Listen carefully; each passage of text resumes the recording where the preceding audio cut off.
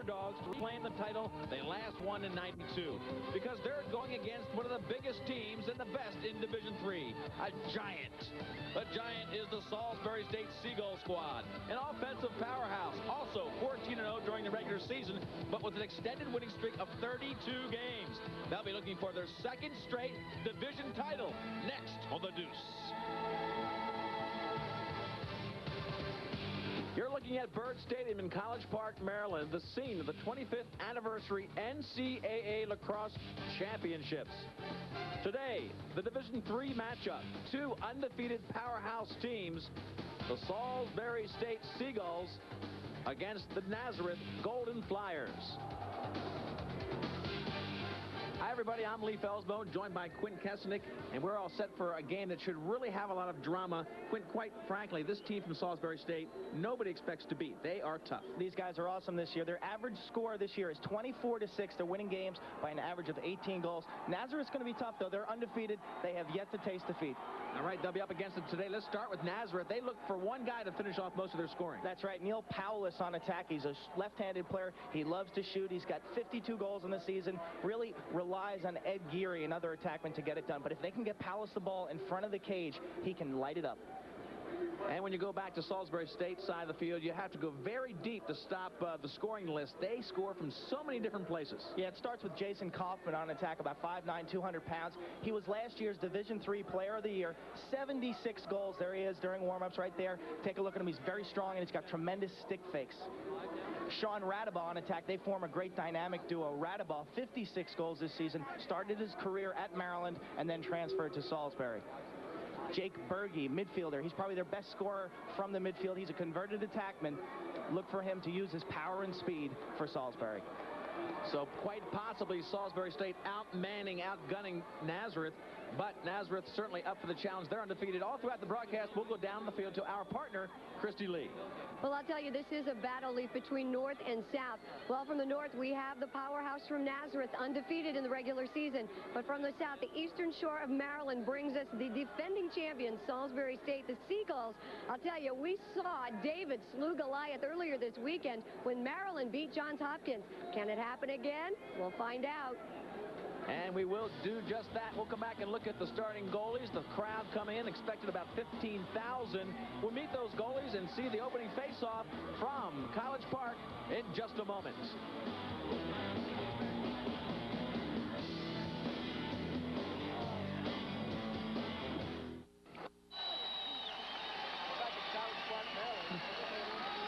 We're back at College Park, Maryland, the 25th anniversary of NCAA Lacrosse. What a weekend it's been. Lee Felsmo, Quint Kesnick, Christy Lee. The rain putting a little bit of a damper on this crowd, but it's still a great crowd. Look at the Nazareth folks. They're down here to root their team on. Yesterday, 30,000 plus for the Division I semis. And now we're looking at the goalie for Nazareth. Ben Weinberg, 5'6", 160, 25 saves in the semifinals versus Ohio Wesleyan. He is why Nazareth is in this national championship game. He'll be tested today. He's going to have to make 25 to 30 saves if the Golden Flyers are going to have any chance. So obviously he's a little bit nervous. Now we go to the Salisbury State side, and here's a guy who has Division I experience. Senior Rich Betcher actually played, this is his third championship game, played at Nassau Community College, then played at Towson State in the 1991 National Championship game. Here he is for Salisbury State. He's had a great year, 68% save percentage, and he has an excellent outlet pass and really triggers the Salisbury State transition game. Came out of school programs for about 3 years, realized, hey, I have to go back and get my education. So here's a mature Rich Betcher. He was always excellent as an athlete.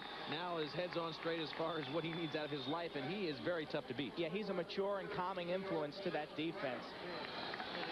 And heads on straight here. Reindeer better be on straight here. A little bit of a drizzle, not much.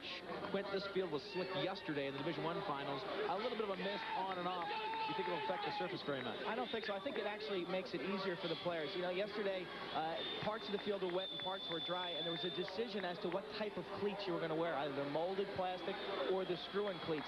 Today, there's no decision. You've got to wear the deeper screw-in cleats on this field condition. Take a look at it there. There's a little wet spots in front of the cage. The ground crew's done a nice job putting down the diamond dust that they use in baseball to dry that area up. Natural grass surface here, soft turf, really favors the goaltenders. The bounce shot, you won't get that high kick that you normally do on AstroTurf. Quinn Kesnick, four-time All-American in the goal for Hopkins. What's your preferable foundation underneath you? The footing for a goalie sometimes is overlooked, but it's got to be key for you going pipe to pipe, side to side. You, I'm sure, want to manicure that area right in front of the goal. Yeah, mud is tough to play in, but if you're playing on a nice loose dirt field or a solid turf like this field, this is the ideal playing surface to play on. Salisbury State being introduced. Dan Margott, number 1, coming out. A senior, 6'170" from Dexter, New York. This team looks so confident. You talked about the warm-ups, and there was a little different body language going on during the warm-ups. Yeah, you could really see Salisbury. They were out there enjoying themselves, whipping the ball around, going through their drills. Nazareth looked a little tense, not much positive body language coming from the Golden Flyers. So Nazareth, upstate New York. Palace, their leading scorer, number 8. We'll talk about him a little bit. He is a Native American playing a lot of the box traditional game up there. So Quinn, he'll have different skills with the stick that we'll probably see. They have deft, very quick movements and a lot of great fakes from the box game. That's true. And the end result, though, is that he is used to shooting on a small goal. He went to Onondaga. Actually, he's from Onondaga, New York, went to Lafayette High School, which is in downtown Syracuse. He has experience playing the indoor game. And anyone who follows the indoor game knows that the goal is a lot smaller. And so when he's shooting on a 6x6 as opposed to a 4-foot-by-4-foot goal, he's enjoyed tremendous success. And his 52 goals this season are an indication of that success. Well, the history of Division III lacrosse is a little bit one of runs. Hobart just owned Division III for so many years. When Dave Urick was down there, I think they won 11 straight national championships. Urick goes to Georgetown to build the program there. Hobart eventually goes to Division I. In the meantime, Nazareth comes up with a nice program, wins it in '92, and then here comes Salisbury State. As we look at Nazareth coach Nelson, let's talk about them for a minute, because this man has some good bloodlines in the game of lacrosse. That's right. Scotty Nelson, he's a graduate of NC State, coached at Rutgers for 3 years, and then he took over this Nazareth program. Actually, he's the only coach ever. This program's only 10 years old, and he was really taking them to the top, winning the national title in '92, undefeated this year. Really, their expectations for this season were not that high, but he has done an outstanding job. They've won a lot of close games. He'll be up against it today because on the other side of the field, James Berkman, right there, a graduate of Salisbury State in '82, has got a team that is loaded. He is one of the finest recruiters in all of lacrosse at any level, Division I, Division III, and his name's come up a couple times for top-notch Division I coaching positions.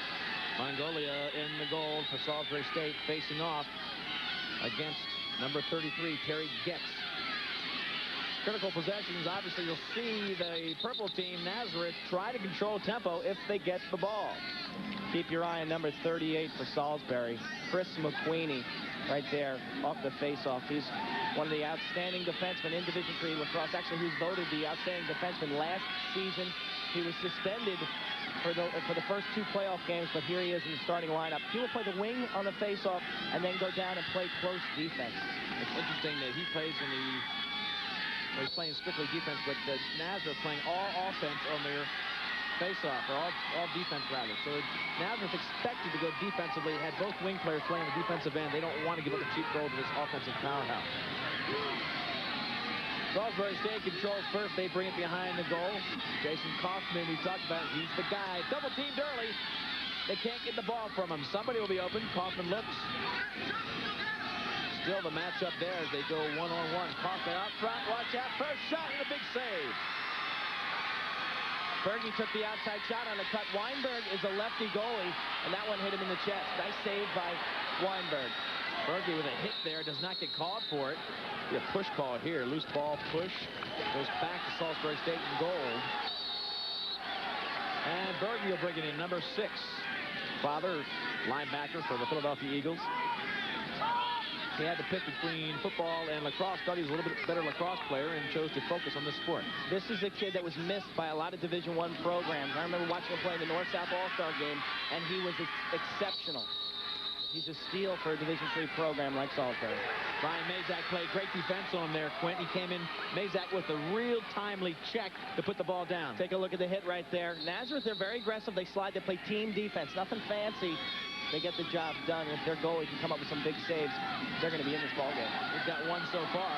The only save of the game. Mazak inside. Watch out. Here comes Terry Getz. Marquette's had a chance to put one on Betcher, but the check from the defensive end doesn't even get the ball through. Great check there. Behind the play, we had an offsides against Nazareth. Bellotti made the check, number 27. He's up around midfield as Salisbury State's Dan Margat brings it across. Look at the speed on Margat. No score early first quarter, about 2 minutes gone.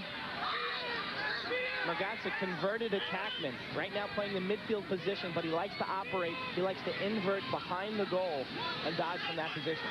The whole game in lacrosse these days, folks, is getting to the short stick. If you're confused watching all these players run around, just what they're trying to do is to simplify it is look for the short stick defender, and that's what they're doing by inverting to the backside. But being a midfielder on the offensive end is not unusual for Salisbury, is it, Quinn? They've got a lot of guys that used to play attack, now playing midi. In fact, this entire first midfield unit, they're former attack players. When they came to Salisbury as attack players, but Coach Berkman moved them to the midfield position. That's a warding off call against Berge. Nazareth set to clear. Berge's 6 feet 190 listed. Looks a little bit bigger than that down there. So twice he's gotten the ball. Once it was taken away. The second time, technical violation, gives the ball up. Still no score, and that's the way Nazareth wants to keep it low and keep your patience clearing it. No time limit in this area of the field. Once they get it across that line, now they've got 10 seconds to get into the offensive zone. They do. Here comes a shot. Wide. Hard shot taken by Brian Sparks. Not shy about taking it to the hoop, and that's great. Fans right there looking for a foul. After that shot, he was dumped. I think he had Betcher, the Salisbury State goalie, beat on that. Betcher didn't really react very well to it, but the ball missed the net. Rob Schmidt, number 12, matches up. Take a look at this replay here. Watch the late hit after the shot. The ball's released, and you couldn't see the tail end there, but he got dumped. Actually came off the field after that hit. Nazareth now with their first extended possession. Rothfuss wide, backed up beautifully by Nazareth. Watch out front. Here's going to be a shot. No, quick defensive slide. Underneath, Betcher goes down and makes the big save. Betcher's had a great read there. Here he comes for a fast break. It's Berge on the run. Cross side, big save again for Nazareth. They have come up huge. Weinberg tested twice. Weinberg's looked good, Quinn. Both shots right in front of him, and he read them beautifully. Weinberg single-handedly won the Ohio Wesleyan semifinal game. Nazareth was outplayed statistically in every single statistic except goalie saves and, of course, the final score. They won 14-13. His save percentage in that game above 66%, which is excellent, especially in the playoff game. So far, we've seen Salisbury work it from the wing and a lot of slides, very aggressive and early slides coming from Nazareth against Salisbury State. So it looks like this is probably their predictable offense with a well-scouted defensive plan. Again, Weinberg comes up with that one. Weinberg brings it out, gives it to his teammate Fritz. The long stick, Fritz looks for help. He goes into the two players, trouble, but it's on the ground. This could be trouble for Salisbury. They've got one. Goal by Nazareth. Neil Pallas, the finisher. Hugh, you talked about get it to Pallas in front of the net. And boy, once it's there, the two quick fakes, and he dumps it home. Burdette gets it down low to Pallas. And it's almost a guarantee when you get it down low. This is Burdette with the ball to Pallas. And the key for Pallas is he catches the ball moving towards the goal, gives Betcher 3 or 4 head fakes. Both goalies lefties. You'll see, notice Betcher's lefty. Watch him come in, 3 or 4 fakes, beats him near side. Money in the bank. Neil Pallas from point-blank range. Again, watch the fakes. 1, 2, inside pipe. Betcher's got to stay on his feet, stay in the goal. Ignore the first fakes. You know Pallas is going to give you 3 or 4 big ones. Pallas with the box skills, and that was a good example of how they can really cause trouble to a goalie. Here comes Salisbury State off of the faceoff. McQueen, 3 shots, Quint, all of them at the feet of Weinberg, and he's gobbled up every one of them. Here comes Nazareth on a fast break.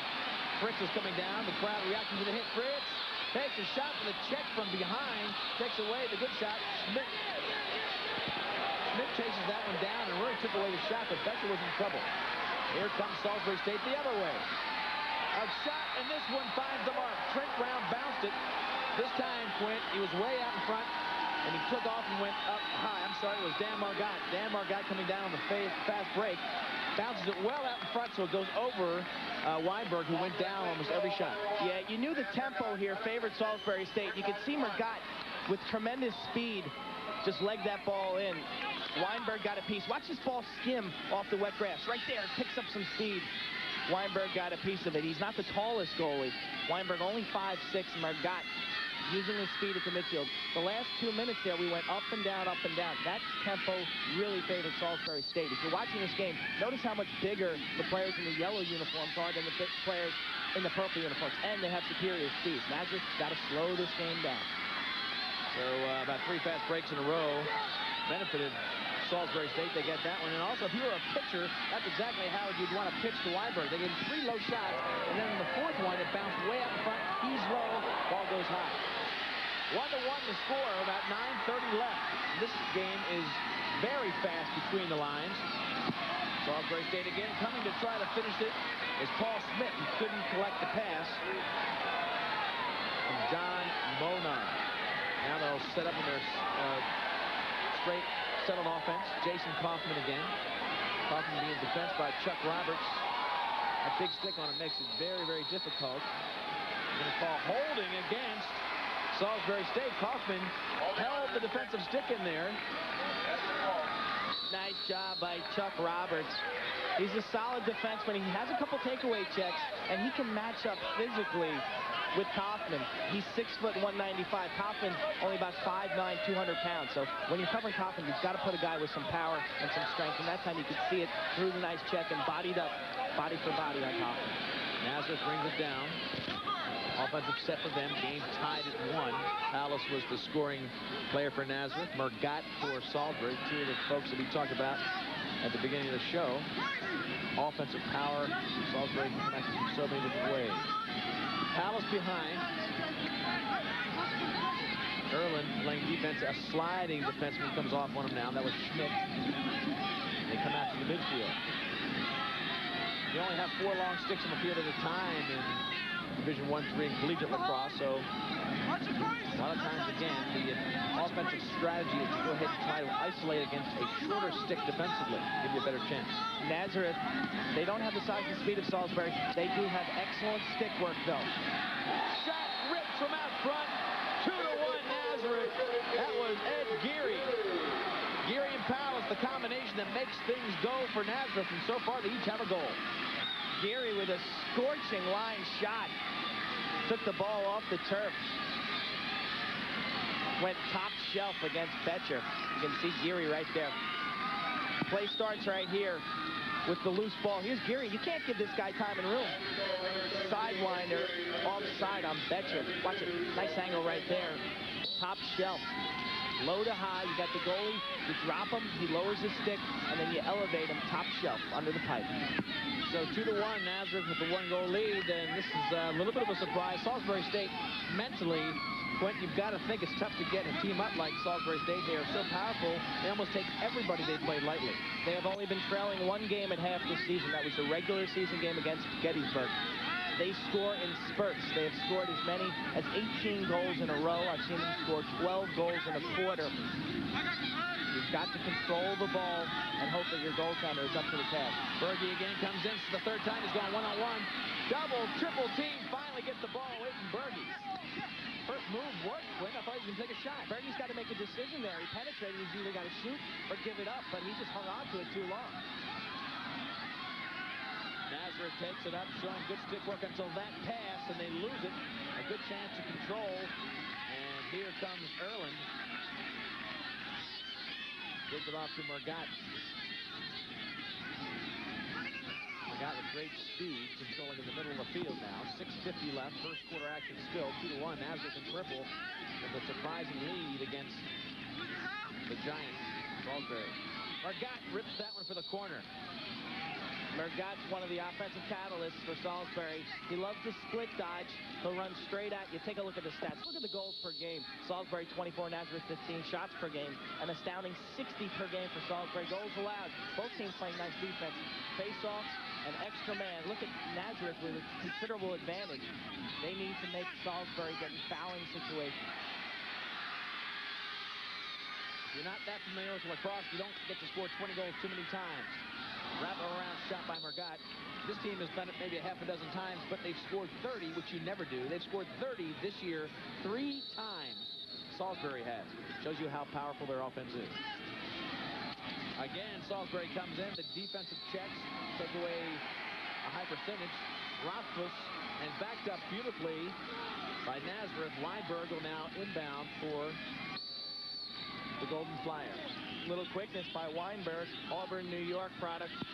They're really double teaming Kaufman nicely. Nazareth very active defensively. They're helping each other out. They're playing good team defense. Both teams capable of scoring 20 more goals, and that is a lot. Nazareth now moving around. Watch out, Palace by himself. Palace in front. He's got it. 3-1. Palace gets his second goal of the game. Quint, once again, they left him open on the wing. When you give him time and space, that's the wrong guy to give that equation to. You cannot let Palace get the ball in these scoring situations. Watch it here. We had a defenseman go down, slipping. Palace using his body there, protecting his stick well, and finishing. Salisbury doing a poor job defensively. Schmidt came across. He's got to control his momentum right there. Olay.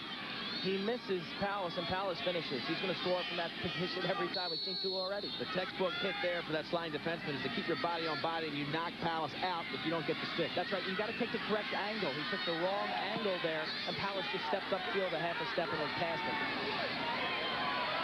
3-1.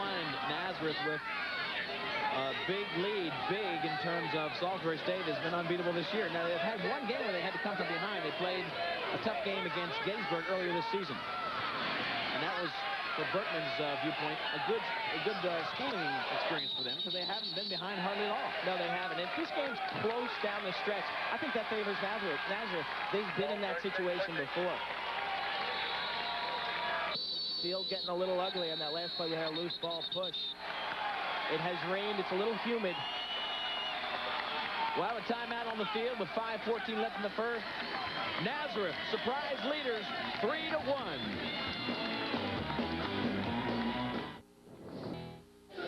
We're back live at College Park, Maryland. The Division III National Championships underway. Nazareth with a surprise lead over the favorite Salisbury State Seagulls, 3-1. I'm joined on the sidelines by Dan Radovaugh. Dan, now you have an interesting connection. You play, of course, for Maryland, a defenseman. You're in the final game tomorrow against Syracuse. Your brother is in this matchup. He plays at Salisbury. That's right. He's playing attack out here right now. Need a couple goals at him, pretty quick, I think. They're not looking too good right now, but he could get him back on the board. Well, we talked about this. This team really can score in spurts, these Seagulls. Oh, yeah, they could score in a hurry. I mean, I'm sure they're not sweating anything right now. I mean, they could turn this thing around in 2 minutes, but I don't know. It'd be a little easier for the fans if they would get some up there now, though. Quickly, speaking of sweating, you don't seem too worried about tomorrow. No, we're at ease about tomorrow's game. I wouldn't say we're at ease. Syracuse is a great team, but we're confident that we can play, we can get the job done tomorrow. If we play the way we did yesterday and with the intensity that we had, I think we can get the job done. Thanks a lot, Dan. We'll see you tomorrow. Back to you, Lee. All right, Chrissy. Hugh Radovaugh, #1 guy from Maryland, a team that's noted for their defense. That's how they're going to win the game if they do win it. The big guy, Casey Powell, the freshman. Right. Now, is that the matchup you think is going to happen tomorrow? I think you've got to make that matchup. Powell was so impressive. Radovaugh did a tremendous job shutting down Picola for Hopkins. I think you've got to go with that matchup. Put La Chapelle on Morrissey. And the third spot will go, you go Elfstrom on Cavenden. They played together in high school, so you think Elfstrom would know Cavenden very well. That'll be the matchup, Division I championship. It's tomorrow, 10:55 on ESPN. Right now, extra man play for Nazareth. So they're playing 6 against 5. Vetcher makes the big save. They'll try to clear here. Salisbury State's penalty killing unit has killed 88% of the attempts this season, which is just a phenomenal. Teams are only scoring 12% against their man down team. 10-second violation there. Nazareth gets the ball back. They lead by 2. This is a David Goliath situation. David leads right now. Nazareth trying to beat a team that would probably be ranked around the 6-7 in the top 10 of Division I teams. That's how good they are. Inside, trying to pick it up. Great opportunity, lost. Grasso came across and couldn't pick it up cleanly. Salisbury State's got 2 people out of position. If Nazareth moves it in, they'll cause some problems. Teams at even strength. Penalty is up, 3-1. They still lead by 2. Nazareth now sitting at a power play. One-on-one. Rothfuss comes in against Berge. Nice defense by Berge as Rothfuss went to shoot. Berge got his stick underneath his gloves and lifted. And as he shot, that really pushed the trajectory of the ball way over the net. Good job defensively. Nazareth with a good run here time-wise. They're really taking some time off the clock. Rothfuss again now inverting with Berge. I don't mind going against Berge defensively. Tough character, tough guy, but he's got the short stick. Brent Rothfuss, Penfield, New York. But the ball finally gives up to Palace. Palace now in front, right back to Rothfuss. They seem to have a pretty good idea of what they want to do there. Mazak from behind against another short stick.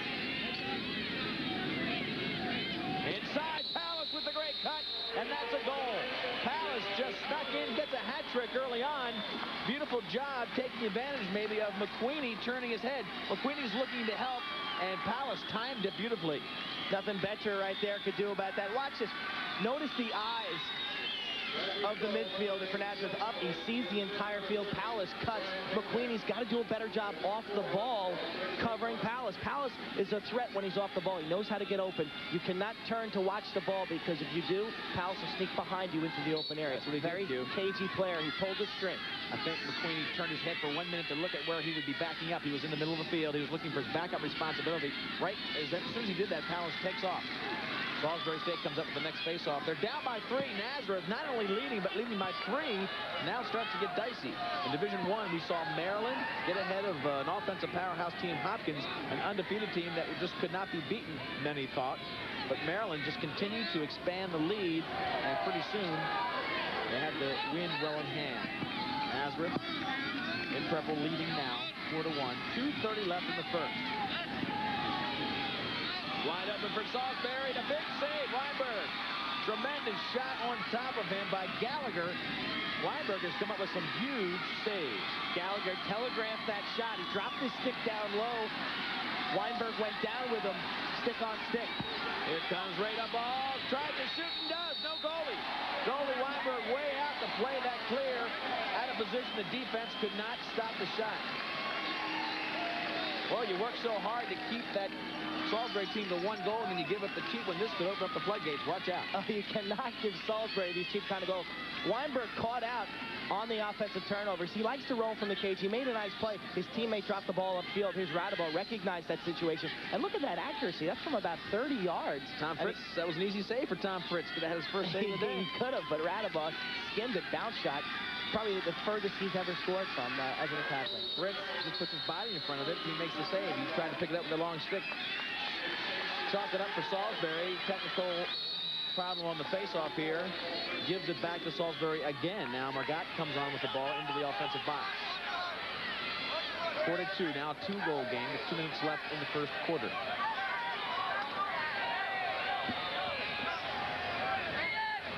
Face-off being controlled and dominated by Salisbury, 6-1.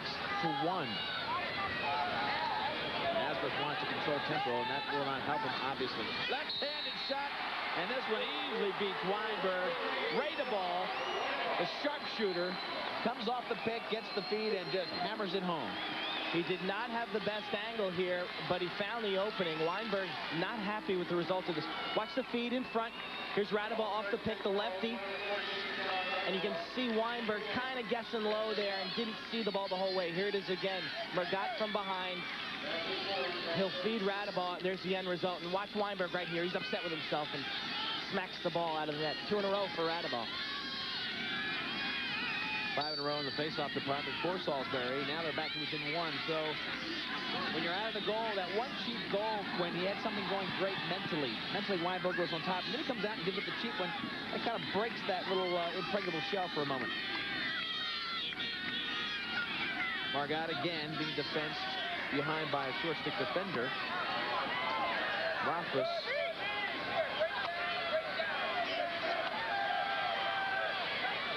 As a goalie, though, Quint, I mean, even though he didn't let it in, does that break your attention span? Does that break that little, he feels so good about his play? Potentially, yes. That's the kind of play you got to forget about and move ahead. All plays, actually, as a goaltender, you got to forget about it. You make a great save, big deal, move on to the next shot. You're only as good as the next shot. Salisbury State in front, Berge can't find the net. You're not going to get many opportunities like that from in front. 5 yards. No one near him. Fergie missed the goal. At least make the goalie make a save there. Put it on the 6x6.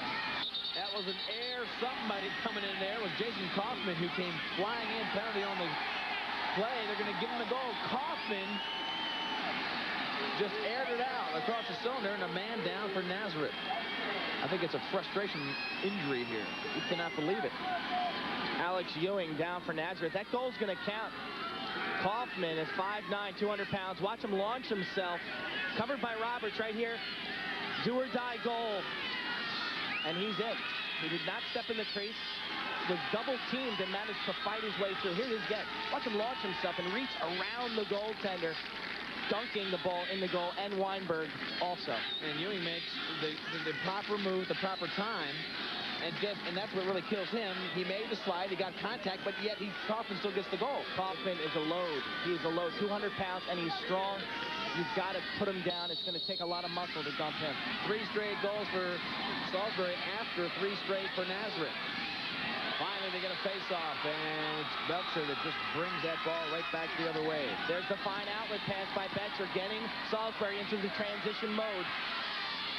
Betcher looks so comfortable back there in the goal for Salisbury. Out of the pack, Nazareth. Fritz. Fritz showing good speed, controls the ball, but Salisbury just drops down 3 guys very casually. Their whole team is fast. McQueenie down here playing long stick against Rothfuss. Shot from outside off the pipe. Tough break for Nazareth. Mazak had one and hit the iron. Nazareth works it behind. Palace, nobody on him. Finally picked up. Time runs out. First quarter expires. 4-4. 3 straight goals for Salisbury after things looked like they were going all Nazareth's way. Palace had scored 2 in a row. He had scored 3 in total. And it was Radeball, Kaufman. This one's tied at 4. We're moving toward the second quarter.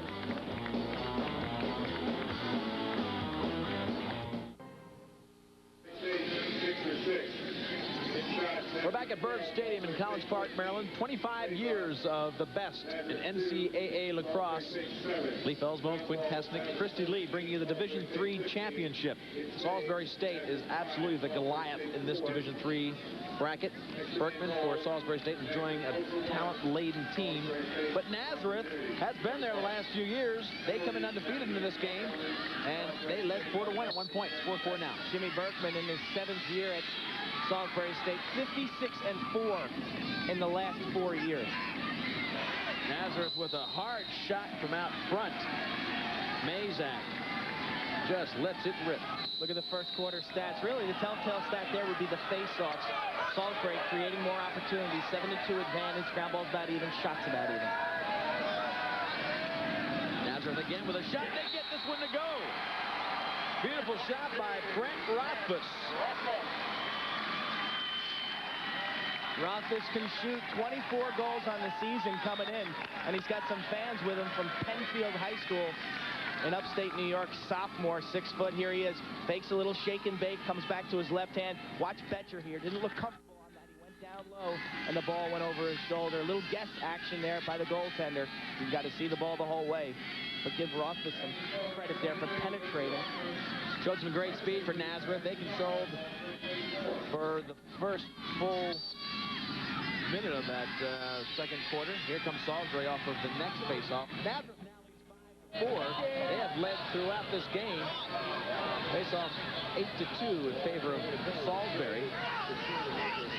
Powell scored the first goal of the game. Murgat came back and tied it, but then it was Nazareth reeling off 3 straight. 3 straight for Salisbury, tied it at 4, and Rothfuss starts it off in the second quarter. Good save from Weinberg. Just an easy shot, really not tested on that one. Weinberg's got a lot of poise. He was the backup last year for Nazareth. Nazareth lost two All-American defensemen from last year's team.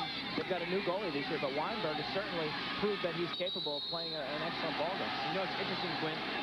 If Nazareth were to upset Salisbury, it would not be expected, and of course, they do it starting with the defense, and he's a left-hander like Doherty for Maryland, who beat Hopkins. Yeah, they're both left-handers. The trouble there is most goaltenders are righties, and you just get used to shooting at certain areas of the cage. Then you face a lefty, and it's completely opposite. So Nazareth brings in Rothman, who just scored the last. Rothfuss, who just scored the last goal. Wrap around check to Rusty Gate. And a big check by Widener. This kid's got all the checks, and he loves to throw them. He's not shy. And Salisbury, they'll play you all over the field, and they'll throw checks. They've got Baskin-Robbins, 32 flavors of checks. Baskin-Robbins, of course, we all know, has about 80 flavors by now, so that's a lot. Trent Brown was behind number 1. He's fresh into the game. Brent Coffey. Down low, watch out for the shot. Geary up top. Hard right-handed shot by Mazak. Mazak loves to get it on that side of the field. Opens up his right-handed shot. Geary moves the ball so well, 17 for Nazareth. You make mistakes defensively, they're going to capitalize. They zip that ball around. They're not a power-dodging team, but they can finish. Trent Brown from Syracuse. One-on-one. Brown sets a pick. Tries to free up Geary. Geary has tough defense. Bellotti. Rothfuss again trying to get open for the shot. Put a long stick on him. The shot, or the feed there for Trent Brown, goes out of bounds. Schmidt with some nice defense. Take a look at the stick work for Salisbury. This is Widener. Watch that check. Rusty Gate behind the back, one-handed check. That is sensational. Flamboyant Widener. He can make some plays. And then Schmidt comes over and makes a nice check. Salisbury, very talented at the defensive end of the field. And of course, the textbook on the aggressive defense is to move the ball well. So if Nazareth gets a few more passes, and then they may be able to take advantage of that aggressive sliding package. Here comes Salisbury State. Mona working behind. Ewing playing defense. Rain looks like it's stopped for the moment. Conditions pretty darn perfect. A little bit of a slick surface on that Bird Stadium field. Salisbury State's Dennis Leonard. Right-handed shot doesn't get close. Here comes Weinberg. Read it beautifully all the way across the backside where the Salisbury State people wouldn't be. So he sends it beautifully. And that is a bad pass, but picked up by Brown. Brown's a big guy, 6'5". Watch the yellow jerseys of Salisbury. They swarm. They will challenge every inch of the field. They'll get out and play you. If you can take that pressure and beat them, you'll get your scoring opportunities. But the question is, can you get by them? Right here, you see Schmidt coming all the way out to the midfield line to play defense. Good speed from the sideline for Nazareth, but the check breaks the ball out of the stick. Gallagher with a great stick check after he was beaten. That's one of the reasons why defense players use the long stick. You can get beaten, and yet you still have about 6 feet of makeup time to make a check. Dennis Leonard now with the ball. Defensed by McDermott. Double team now. They slide back. McDermott tries to find somebody. Picked up by Radeball. And he gets away out front to Margot. Margot seems to be the trigger guy from the midfield. Margot inside. Good stick checks. Keep it from coming off the shot. Paul Smith had it in a dangerous area. And Nazareth putting some sticks on his offensive push. Tried to find Margot. Ball goes through, and it might go out of bounds. Not quite. We'll get a push call there. It'll go back to Nazareth. If you're following the career and the rehabilitation of Roger Clemens tonight, the Rockets Rehab, 6 p.m. That's right, watch Baseball Across America, the Rockets Rehab, a special edition, the first national television appearance of Red Sox pitcher Roger Clemens. Final tune-up for the Rocket. His last pitching game in the minors, he threw 71 pitches, clocked at over 95 miles an hour. On the Deuce, watch it tonight at 6 p.m. Back down, live action, Salisbury State. They tied at 5. Brian Ward off a loose ball situation at the midfield. Some sloppy defense by Nazareth, and Salisbury converting. Started with a loose ball situation. You can see Nazareth slow to get back into the hole defensively. And Ward beats Swinburne. Nothing you can do as a goaltender there. Defensively, you've got to get back into the hole. Radeball with a beautiful cross-field look to Ward. Give Radaball a lot of credit for that look. It's about a 40-yard pass. He found him open on the backside. Shows you how dangerous it can be for your team to get into a foot race with Salisbury. Too many offensive weapons. Here comes off the faceoff. Watch out. Tried to get it over to the wingman. That time it was Paul Smith. The throw behind Paul Smith by Jamie Block. They've thrown a couple different guys out there on the faceoffs, and they're all doing pretty well. Yeah, they all do. Block and Monaglio both face off almost 70%. They're both clampers, and that's when you clamp technique is when you roll your hands on top of the ball and goose it out. They're about 70% right now, 9-3 so far. Weinberg comes out of the goal. Game tied at 5. It was 4-1. Nazareth early on. But 4 of the last 5 goals have been scored by Salisbury State, including one in an open net that really started the whole thing. Shot in close by the big guy. Trent Brown, a finisher, 6'5" from Syracuse. And he nails that one. 1-goal lead for Nazareth. There's Brown, 6'5". Only a sophomore, 27 goals.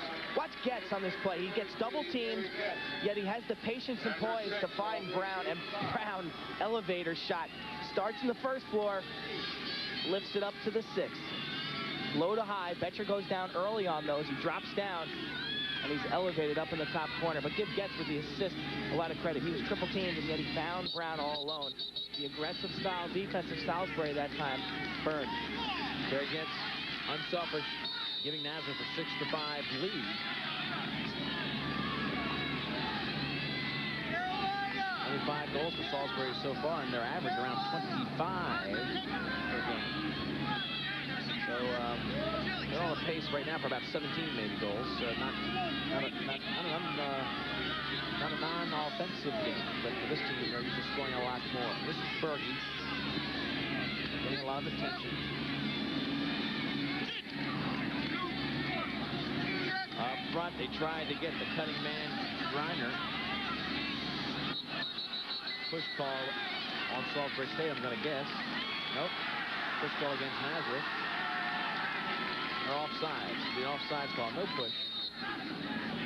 Offsides on Nazareth, gives the ball back to Salisbury State in yellow. That's the Nazareth good-looking purple seagull. Or, I'm sorry, flying Golden Flyers uniform. Mouth guard's mandatory now on all the uniforms or all the teams for the NCAA rules, but most of the guys have them hanging out of the mound, kind of tough to play with. That time we're going to have a push on Nazareth. The crowd didn't like that. Earlier, they didn't call the push, and on that play they did. This is Scotty Nelson in his 10th year as the Nazareth head coach, giving the officials some grief on the sideline. Brian Silcott just passed him to the coach's left outright. Silcott plays for the Major Indoor Lacrosse League. Rochester Nighthawks. Ball loose up in front. Weinberg finally gets control. He's protecting the crease area. Got 4 seconds to get it out of there. He's in trouble. Where's his help? Now they've got nobody in the goal. Weinberg's way out. Trouble. Kaufman up front. Knocked down at the last minute, but still trouble. Berge.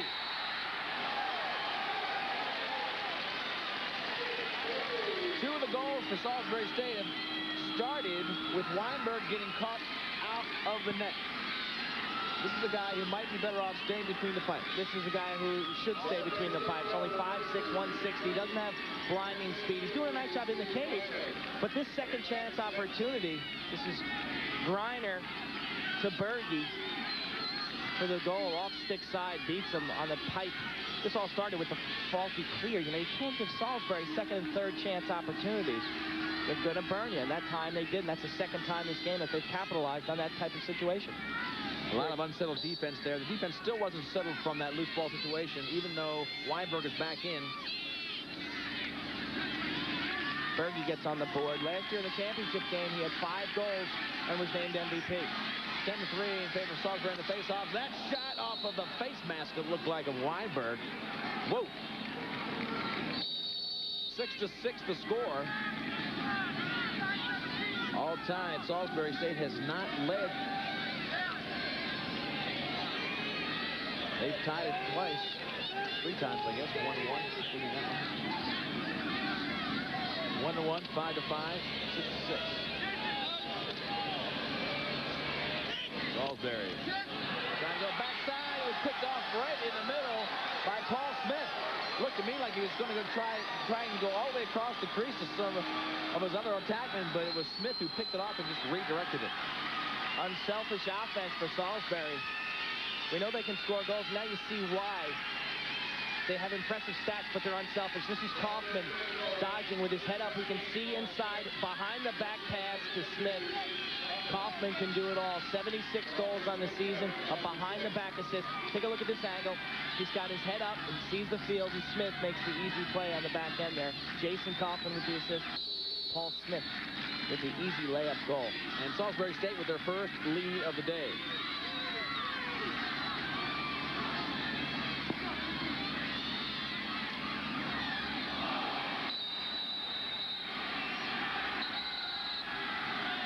Missing from point-blank range. Betcher either got a piece of that or it nicked the pipe. We're going to have a foul. Take a look at the hit late. That one hit the pipe. Watch 27 there. That's a late hit. That's a minute violation. Bellotti for Salisbury State. Here it is again. That ball hit off the crossbar. Getting dumped to the turf. That's a minute violation right there. So it'll be an extra man play for Nazareth. They're down by 1. They've led throughout this game. This is the first lead for Salisbury. 7:30 left. Start out in a 1-3-2. Coming from behind the goal. Rockford. Out front, can't pick it up. Palace can't get it off the ground. They may lose this opportunity.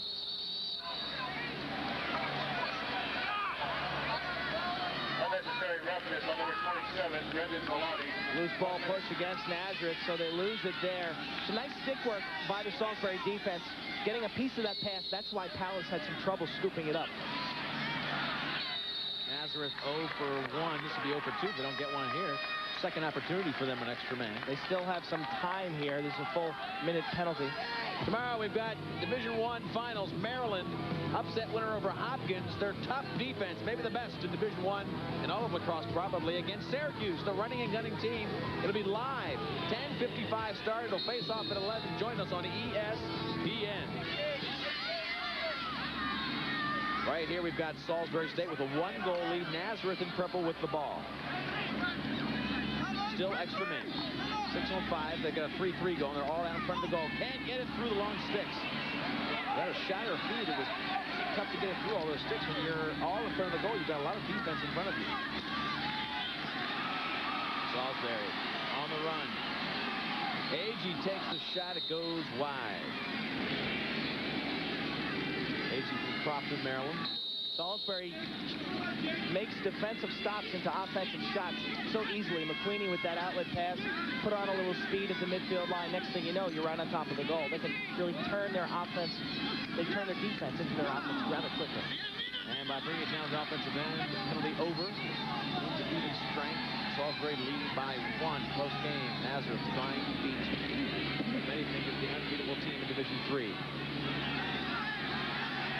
Salisbury trying to clear the ball up. Good juke move by Roberts. Roberts got somebody on the far side. Geary, but he elects to give it to Palace. I haven't heard much from Palace to finish it for a while. Looks like after Palace scores 3 of the first 4 goals, Clint, in the first 12 minutes of the game, they've maybe adjusted their defense on him. They're not leaving him alone very often. Berge takes a shot. Boy, that was a tough move. Running right over the top of Brendan Coffey. Widener, one of the flashiest long stick defensemen I've seen in a while, with a behind-the-back pass to Berge on the defensive end. Not the biggest kid, but he can really handle that long stick. Salisbury State, easy finishing shot right in front of John Burdett, a short stick midfielder. That is Paul Smith, 2 goals in a row, 8-6 Salisbury. Burdett, the short stick midfielder, was on him, and he just gave up the step. Well, this is the tough thing about playing defense against Salisbury. You've got to slide there. Murgatt penetrates. You have to slide. You need the second slide also. You got to shift over and pick up Smith. Smith's man went to help out on Murgatt because he had penetrated. And then as a team defense, you need that second slide also. Slide. Exactly. To catch him up. The matchup problems, it stems from your inability to stop a guy one-on-one. The key is to stop the initial penetration. And Paul Smith's smart enough that when his man slides, he follows him into the hole, and it's very tough to play defense on him at all. Watch out again. McQueen with the ball, getting it behind Salisbury State. 2-goal lead and possession. Defense still unsettled. McQueen can't beat Weinberg. A lot of confidence. McQueen there from point-blank range. Didn't have much of an angle. He tried to use that stick. Got it high in the air, but Weinberg held his ground and went stick on stick and made the easy save. McQueen then stepped in the crease, and that's why Nazareth has the ball. Tell you what, faceoffs are killing him. This game's only a 2-goal game. Salisbury lead by 2. Nazareth led early, yet they've been just dominated in the faceoff department. 12 for Salisbury, only 4. So 8 more possessions for Salisbury. Nazareth brings it down. Tom Fritz finally gives it up. Palace behind. Palace hasn't controlled very much from down there. In close. Tried to hit cutting Terry Getz. Palace showing he's not afraid to go to the cooker. They haven't had much control. Salisbury gets it back.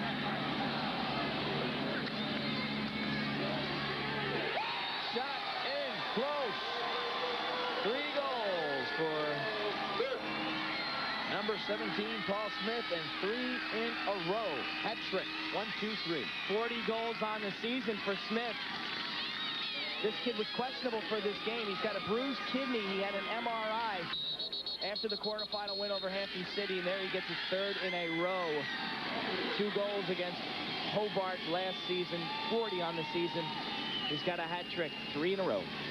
And a timeout called for the Nazareth squad. They're up by 3. Salisbury is threatening to run away with this one if they're not corralled quickly. Salisbury State can score in big bunches. Nazareth regrouping. We've got 4.5 minutes left in the first. A good crowd here at Byrd Stadium for the 25th anniversary of NCAA Lacrosse. The Division III championships.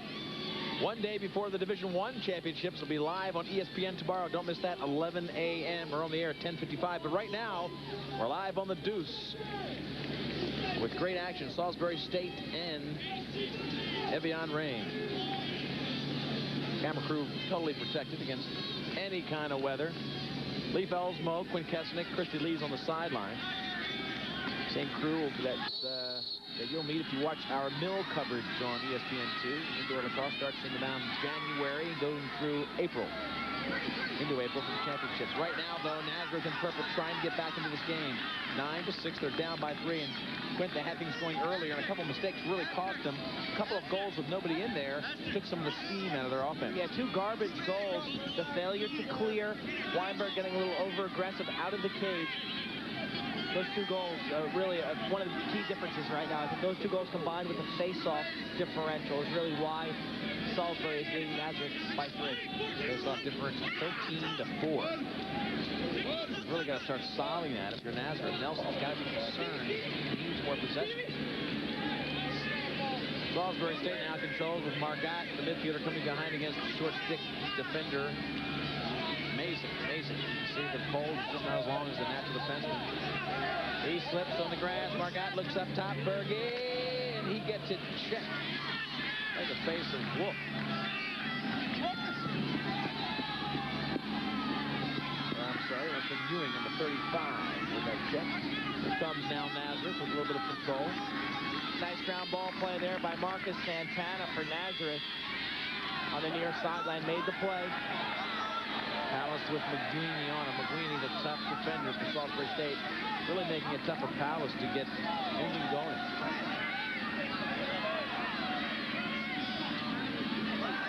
Ralphus sliding. Berge can't pick him up. In front. Good finishing shot by Ed Geary. Geary gets his 2nd goal of the game. Well, they created some problems, Quint, by moving it in, beating one man, and the slide started happening. They just looked for the open guy. Nice look by Rothfuss. It looked as if he was going to shoot. Right here, he penetrated, but he's got his head up. He can see the whole field. And you can see all the Salisbury defensemen are looking at the ball, and they don't know where their man is. And there's Geary sitting in the open space, in the open seam. and he beats Betcher. So poor defense, or you can't stare at the ball. You've got to take an eye on the ball and an eye on your man. You've got to keep your head on a swivel. And you can see all the Salisbury uniforms there in yellow and gold. We're staring at the ball, and Geary gets the goal on a feed from Rothfuss. He's got a goal and an assist. 9-7 now, 2-goal game, 2:45 left. Team that's aggressive in the sliding department. Of course, 2 and 3 passes, that takes advantage of that. So Nazareth played that perfectly. Another face-off notched up for Salisbury. 14-4 in that department, and that's something I'm sure they'll talk about at halftime. That's killing them as much as anything else. Salisbury gets the offense moving. Jason Coffin inside. Double team doesn't stop him, but Weinberg does. Whoa. Watch up front. That one hits the defender. Doesn't even get through. The shot taken by Monar. Coffin out to try to get it. He's pushed from behind. Smart play by Kaufman right there. I don't know if he was hardly touched, but he dove down, and the ref fell for that call. Salisbury on the attack. Paul Smith. Paul Smith has a hat trick, the last 3 goals in a row for Salisbury State. Weinberg gets that ball, just flies out of the stick of Leonard. And he just plain old lost it.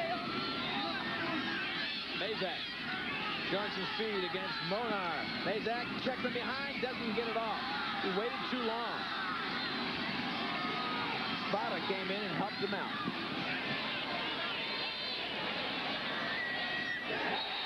Fast break for Salisbury. Number 20, Dennis Leonard, coast to coast. 10-7, 3-goal lead.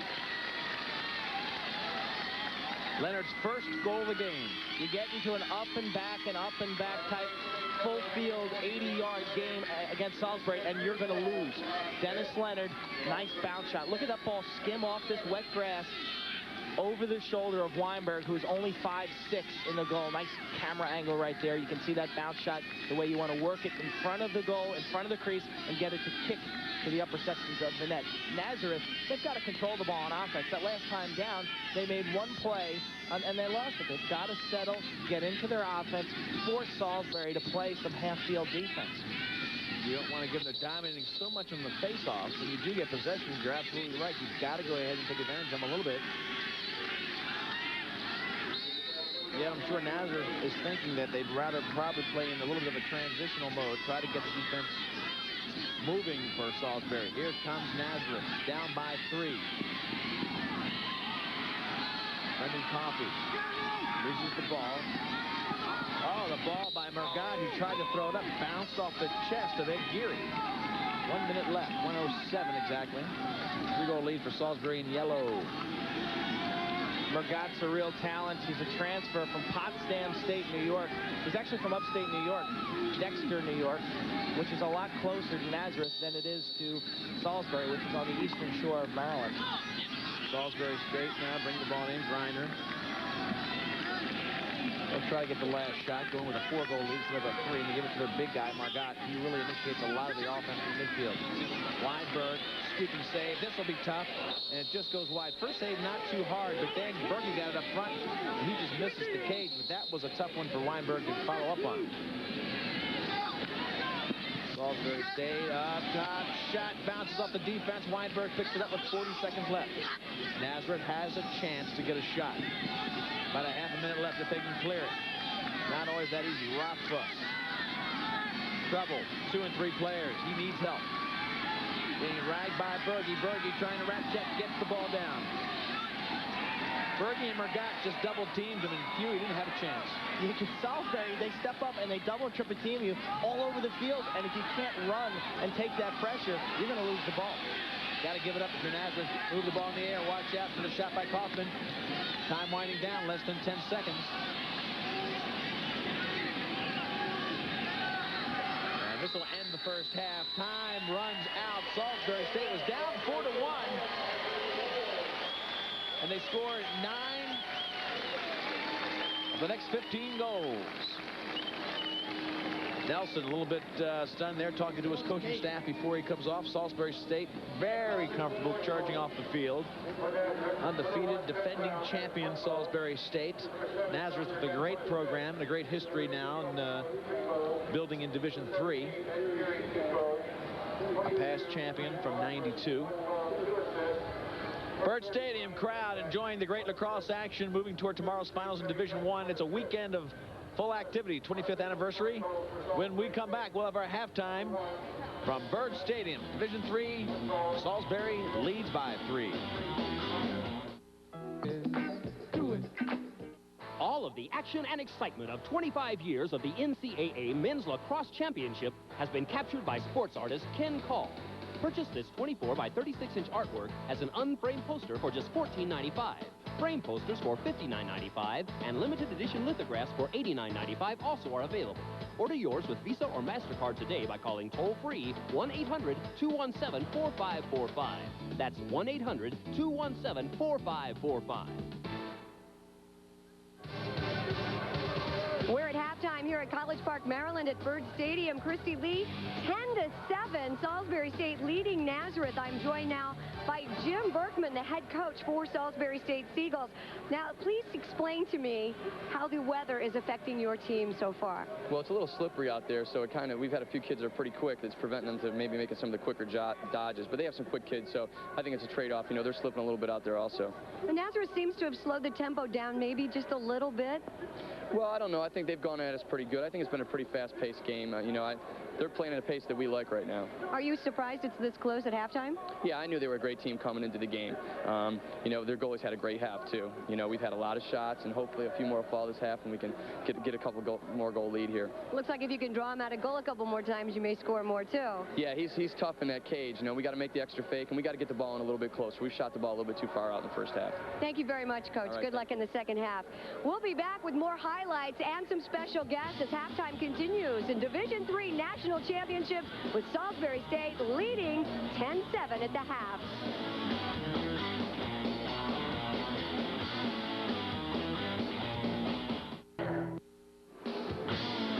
We're back at College Park. The Seagulls, as expected, with a lead, but maybe not as much of a lead as they thought they would get over the great team from Nazareth in upstate New York. The crowd expected to reach around 15,000 in this record-setting championship weekend from College Park. Lee Felsmo with Quint Kesnick back here with you. And this half was a great half for Nazareth at the beginning. Yeah, they really played well. They capitalized on the Salisbury mistakes. They were passing the ball real sharp. Towards the end of the first half, though, they got a little sloppy. I think they got a little selfish offensively. When Salisbury steps out and plays you defensively, you've got to pass the ball and pass it quickly. Well, they started out with some great offense, led by the guy that can really finish, Palace. Yeah, Palace was sharp early. He's got a hat trick. This is his second goal of the game, and at this stage in the game, Nazareth was doing a good job. This is off a clearing situation. You can see the over-aggression by Salisbury down low to the left-hander Palace. Watch the fakes here. Dips his shoulder and beats Betcher, the Salisbury goalie. He is money in the bank from in tight. Of course, then we had Berge with another unsettled situation getting a goal here. Yeah, failure to clear by Nazareth led to this goal. This was the second chance opportunity, and Berge beats Weinberg, the Nazareth goalie, who has played good at times in the cage. Another Salisbury goal right here. Game Paul Smith, who scored 3 in the first half. Watch the little head fake right there. That dropped the stick of Weinberg, the goalie, and then he put it over his shoulder. And here's Smith's third goal. Watch the behind-the-back feed by Jason Kaufman right there, finding Smith all alone in front. Kaufman can score, and he also can feed. The game was 6-6 before Smith went on a tear, scoring 3 in a row. Let's take a look at the stats at halftime. The key stats right there. You want to take a look at the face-offs. 14 for Salisbury State and only 5 for Nazareth. And saves, obviously, Weinberg for Nazareth. He's been tested with 10 saves. Big day in the goal. 32 shots for Salisbury State so far, so a lot of pressure on Weinberg. He'll have to keep it up. The big play in the net if that team's going to have a chance to win. Palace, the offensive leader, 52 goals coming in. He's got 3 already. Geary's done a nice job with 2. Rothfuss, 1 and 2, and Brown with a goal for Nazareth. For Salisbury, it's been Smith with the hat trick. Radabaugh, 2 goals, 1 assist. Murgat has done a nice job. He's a catalyst. He likes to shoot and feed with 2 assists. Kaufman, 1 and 1, and Berge with that goal we saw earlier. Nazareth will have to move the scoring load around. Palace can't do it by himself. They've still got a great chance. They're only down by 3. Another half of action coming up.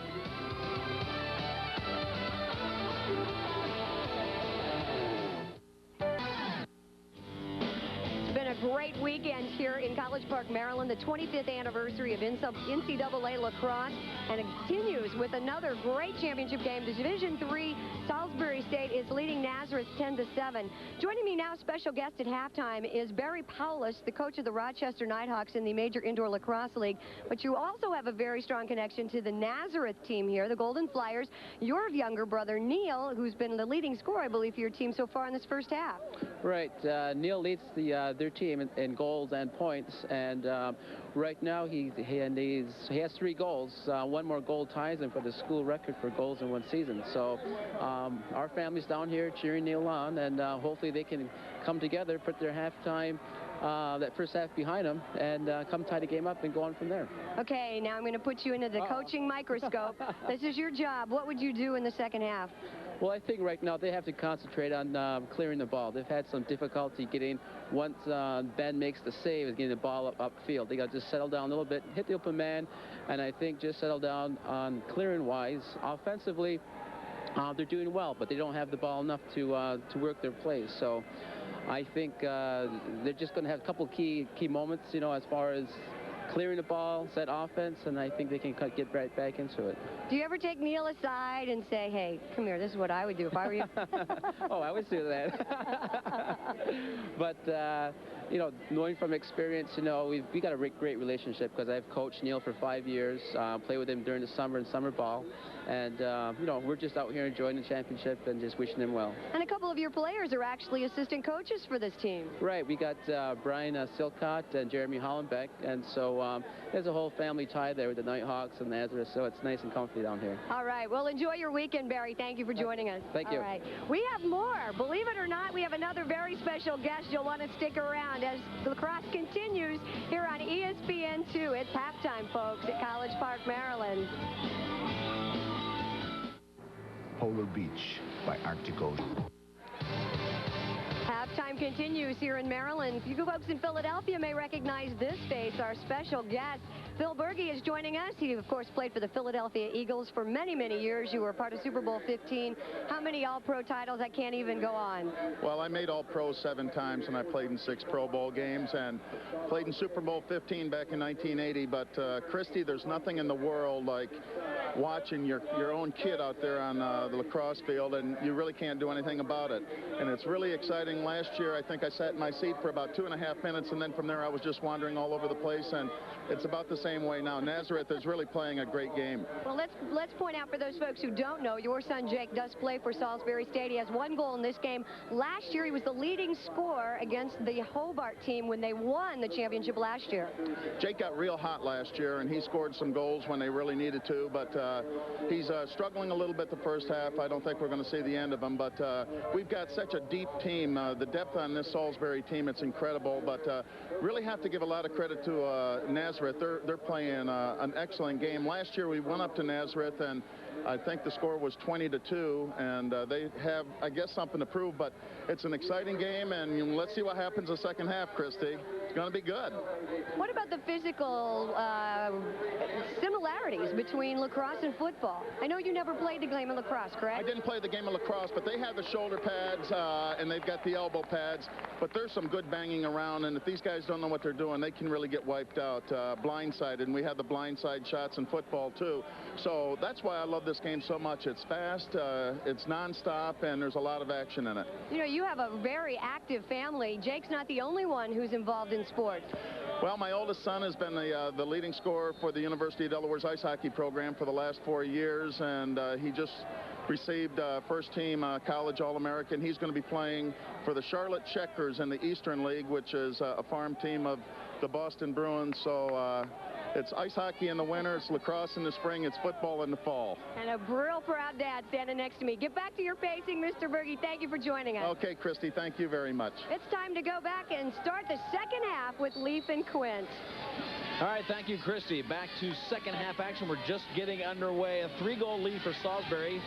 Jake Berge and company as they get the first shot of the second half. Dan Margot comes right down, and no defensive posture on him. Nobody came over to block that shot, Quint. Nice save by Weinberg there. Couldn't get a stick on it, but he slid his body across Weinberg real quick in the cage. He's a hockey goalie in high school. Makes the crucial first save of the second half. 15-5 in face-off. They continue to dominate. There's no way I think that Nazareth's going to win this game if they don't sort of equalize that face-off mismatch. Working up top again, Margot takes yet another shot. He's got 2 shots in the second half and only the first 30 seconds. That one misses the cage. Hoffman initiates from behind, 32. Strong, staff attacking comes in, far side, all the way up to Berge. Got it.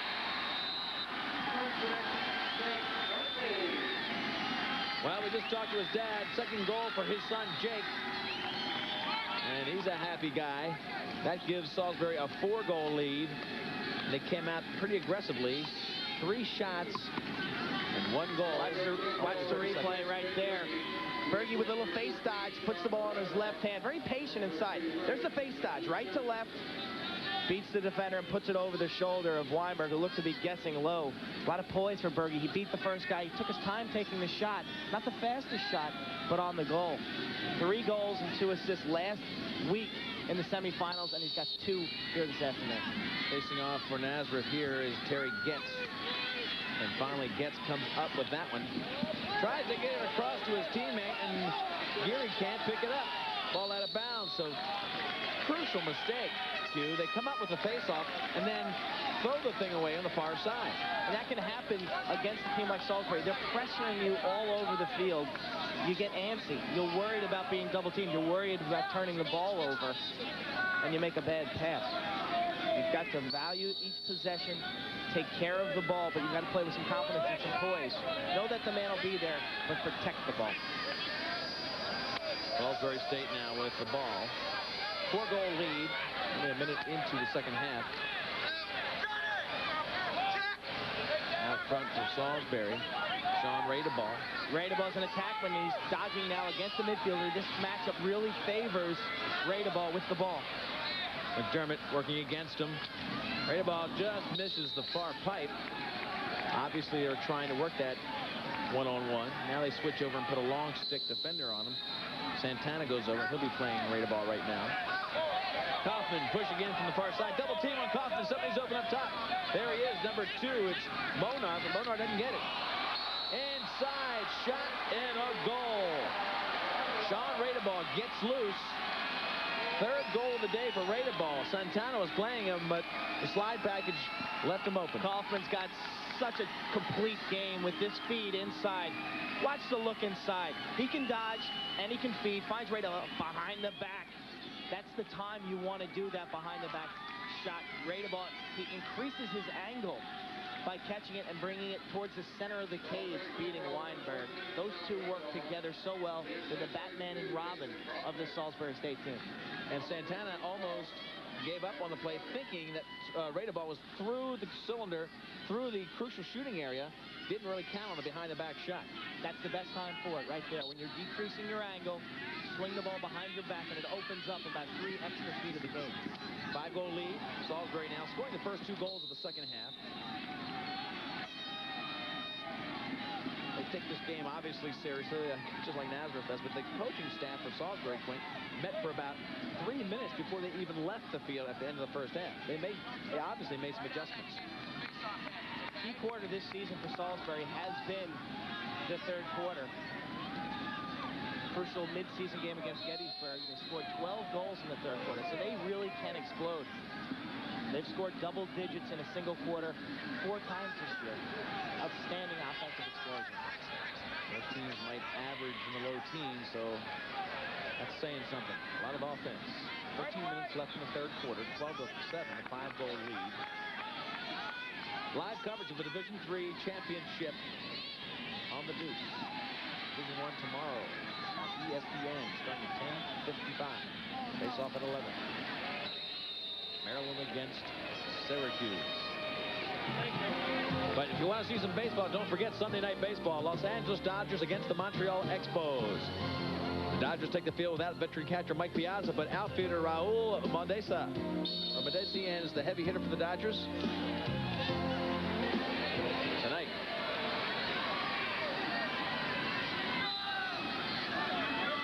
Of course, Quint, you know it's Mondesi. Yes? It's Mondesi. Just testing them. That's all on ESPN, Major League Baseball. Right now, the Deuce, though, covering the Division III finals for lacrosse. Hard shot from out front. Defense looking a little bit scattered now, a little bit separated because they're trying to pressure Salisbury a little bit. Shots coming from right in front. And Salisbury gets another goal. Not wasting any time, up by 6. Joe Milano, Jr., out of Bel Air, Maryland, which is north of Baltimore by about 40 minutes. Really seeing his first action, and you can see the depth of Salisbury. Get a TO, Nazareth. And they do call a timeout. Nazareth trying to regroup. They're down by 6 now. 3 straight goals for Salisbury. They've got to stop this offensive truck. It's moving. It's rolling. And we'll be back.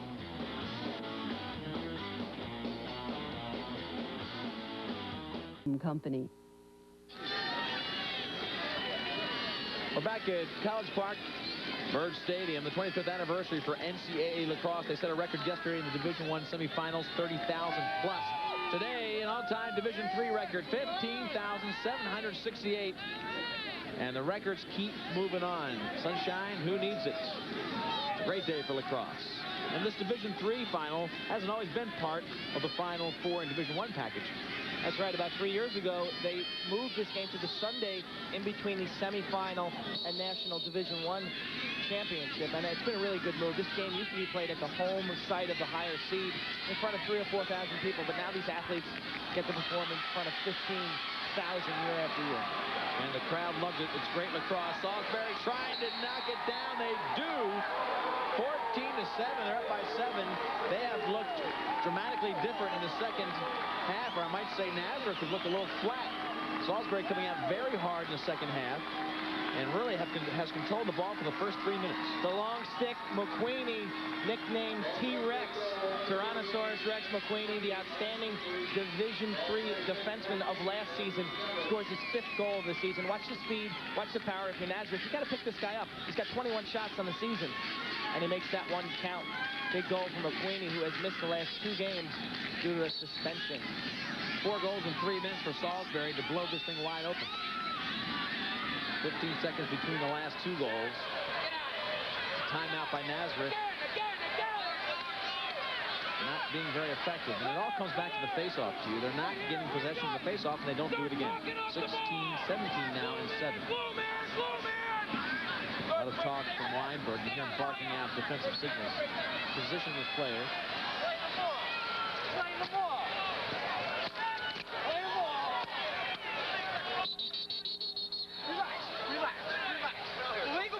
Your goal, he's withholding the ball. You got it firsthand right there from the official, withholding the ball. He put his stick over the ball. You've got to keep the ball playable to all players. So Mazak tries for the clear here. Nazareth not particularly sharp clearing the ball today. No, they've had problems clearing it, and they've had problems on face-offs, and they've really cut back on their number of possessions.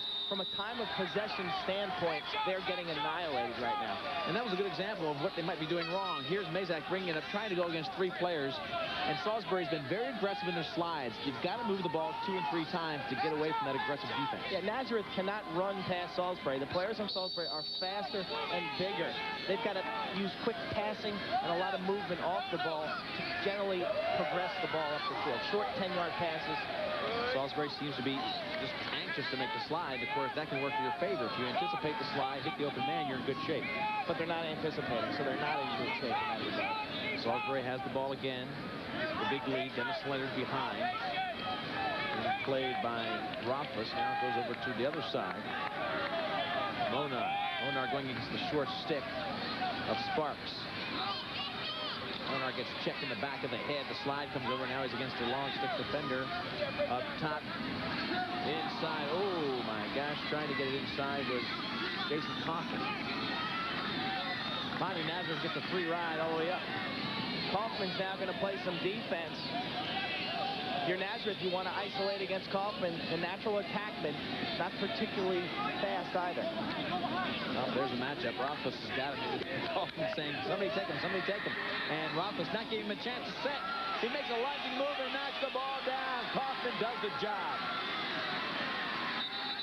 Didn't look pretty, Q, but it did the job, didn't it? He was losing his feet. He managed to get 2 hands on Rothfuss, and Rothfuss lost the ball. He was burnt, but Rothfuss couldn't control. Offsides on the play. It'll go back the other way. Let's take a look at how Kaufman Watch it right there. Kaufman, more of a tackling trip right there. Yeah, but he Berge got the job done. He got the job done. I think Bill Berge was over there saying, nice move, good tackle, good form. Yeah, he really stepped up nice and delivered the blow there, didn't he? He did. Pads on.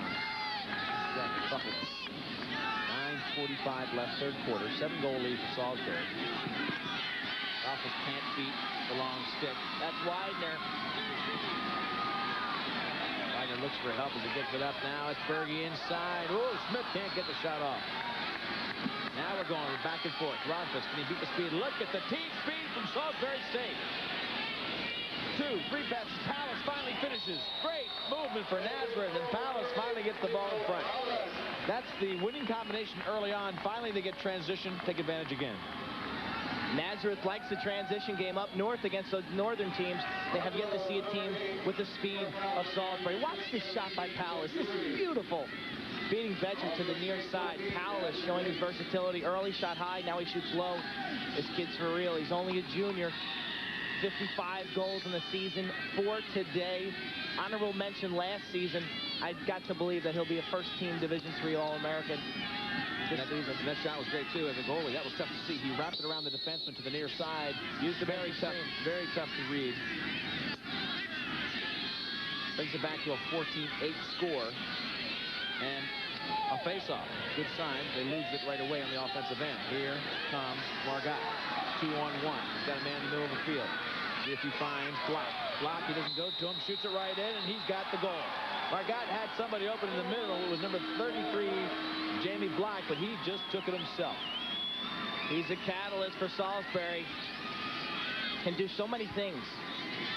Got blinding speed right here. He gives a little fake like he's going to pass. It takes the low shot. Weinberg got a piece of that, but the ball trickles in the goal. Take a look at it again. He looks the defender off, gets a step, and just lets it go. That's one that Weinberg was making early. That tipped that save right there.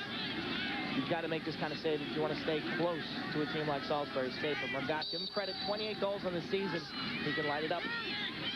Gary Getz really just faded him to the left, probably thinking that that's an easy one for his goalie to save.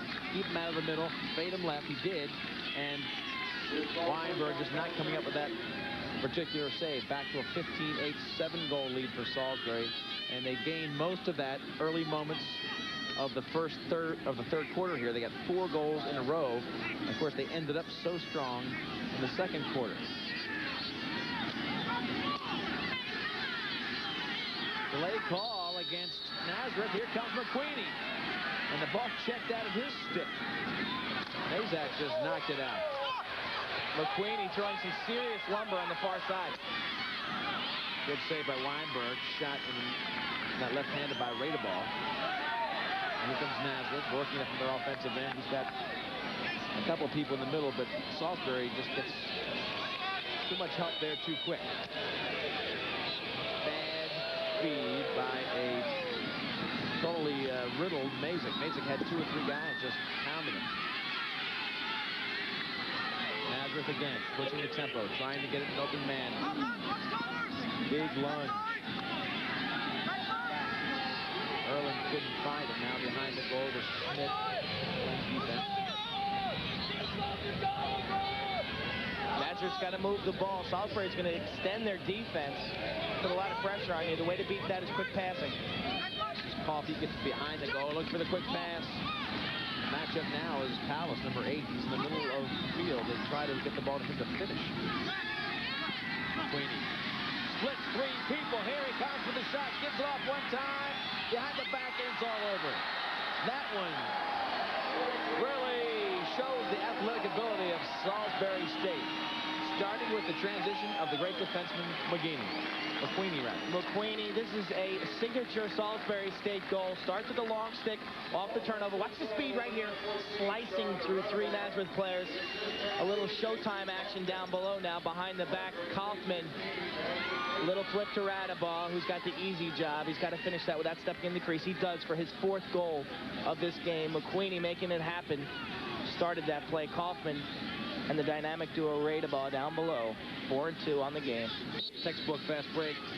McGreeny going right to the middle of the field, waited till the defender came, made contact, he gives it up. If you make 2 passes from there, there's nothing Weinberg could have done. 7:30 left, 8-goal lead for Salisbury State. They start to widen that margin. Texas start to get a little tested, they always do in big games with proud athletes.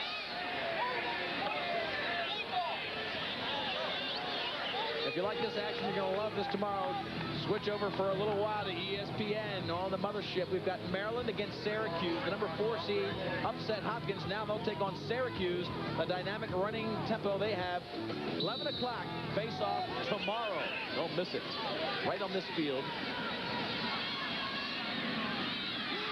Widener with his 4th generated turnover of the game and a backhanded play. This kid can play. Salisbury State making 2-3 passes, tough to defend, backed up to the long stick, and knocked down at the last minute. Schmidt tried to get the shot off, couldn't quite do it. And here comes Rothfuss. 3 players on him. Backed up beautifully. Palace out front, watch out, great save. Trent Brown had the forwards 36 square feet and a big save. All at the other end, 2 passes, a little bit cute, and an easy goal. Kaufman nails it.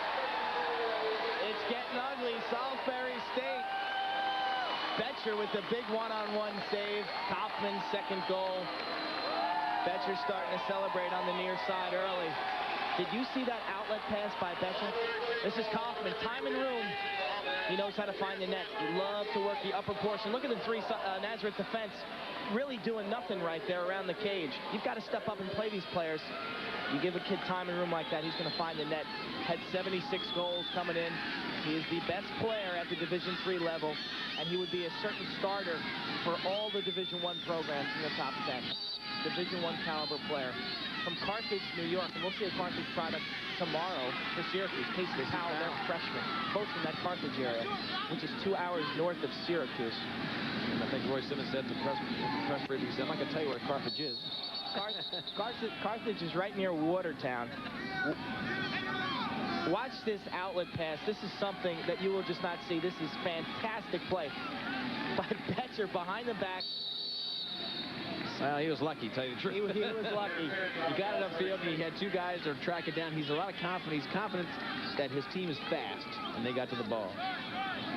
Finishing off the other end, Kaufman. And the one thing we started to talk about was the flatness of Nazareth. Nazareth is getting worn out emotionally, I think, with his fast breaks time and time again. The slides just aren't working. You can see, we've seen the explosion by Salisbury State. We talked earlier about Betcher, their goalie, having played in the Division I national title in 1991 for Towson State. Then he went to a junior college program. Quite a run for Towson State that year, and he played well in all of those games. Shot goes out, taken by Ed Geary. Big load of goals to make up. 9 goals down. There's Betcher right there. Ward Melville, Long Island product. Tremendous program in Ward Melville. 5 state titles.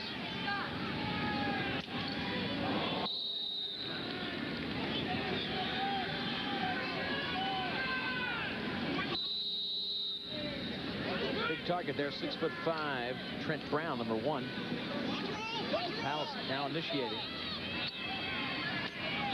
Just gets the shot off, backed up by number 17, Geary. If you shoot the ball, if the team closest to it on the shot, gets possession in lacrosse. I'm not real familiar with the rules.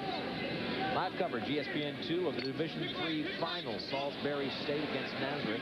Salisbury State in yellow, undefeated, as is Nazareth coming in, but Salisbury, the defending national champions in Division III.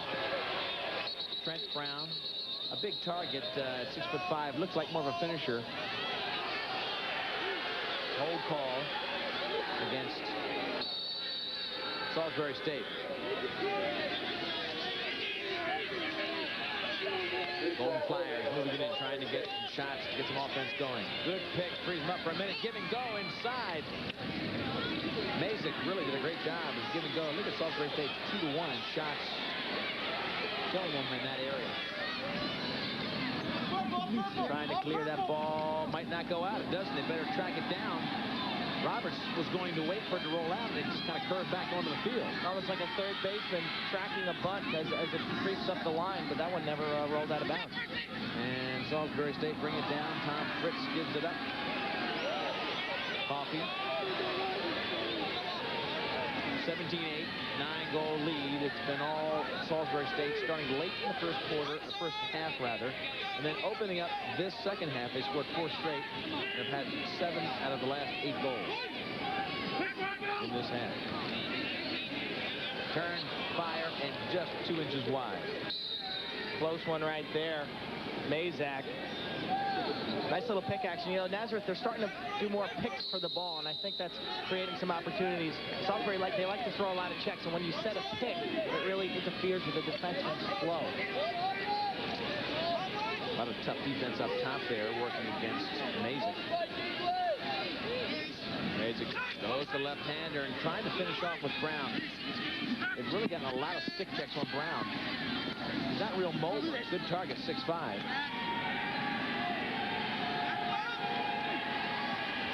Palace. Whoa, and wrapped up with a nifty check by Velati. Betcher begging for the call, finally gets it. It'll be delayed call. Now they'll have to stop play. Betcher was in a good position to actually talk to the referee and ask him for a penalty. We haven't seen many penalties. Betcher does draw a lot of fouls. We've only had 2 penalties on the day. Nazareth, they're 0-2 on the power play situation. Watch the wrap check right there. Got him in the brim. And now watch Palace tackle earlier. Watch the stick work. Taking down Palace. And here's Betcher. Betcher can roam. He's talented out of the cage. Look at the stick work right there. Betcher, a little Hollywood activity making the goal. How come he doesn't have a flag? He might as well throw the flag himself there. That's what I'm saying. He's very close to the referee, probably on a first-name basis. Asked for the flag, got it. Here's Salisbury State, first chance. 6-on-5. Kaufman. 2-4!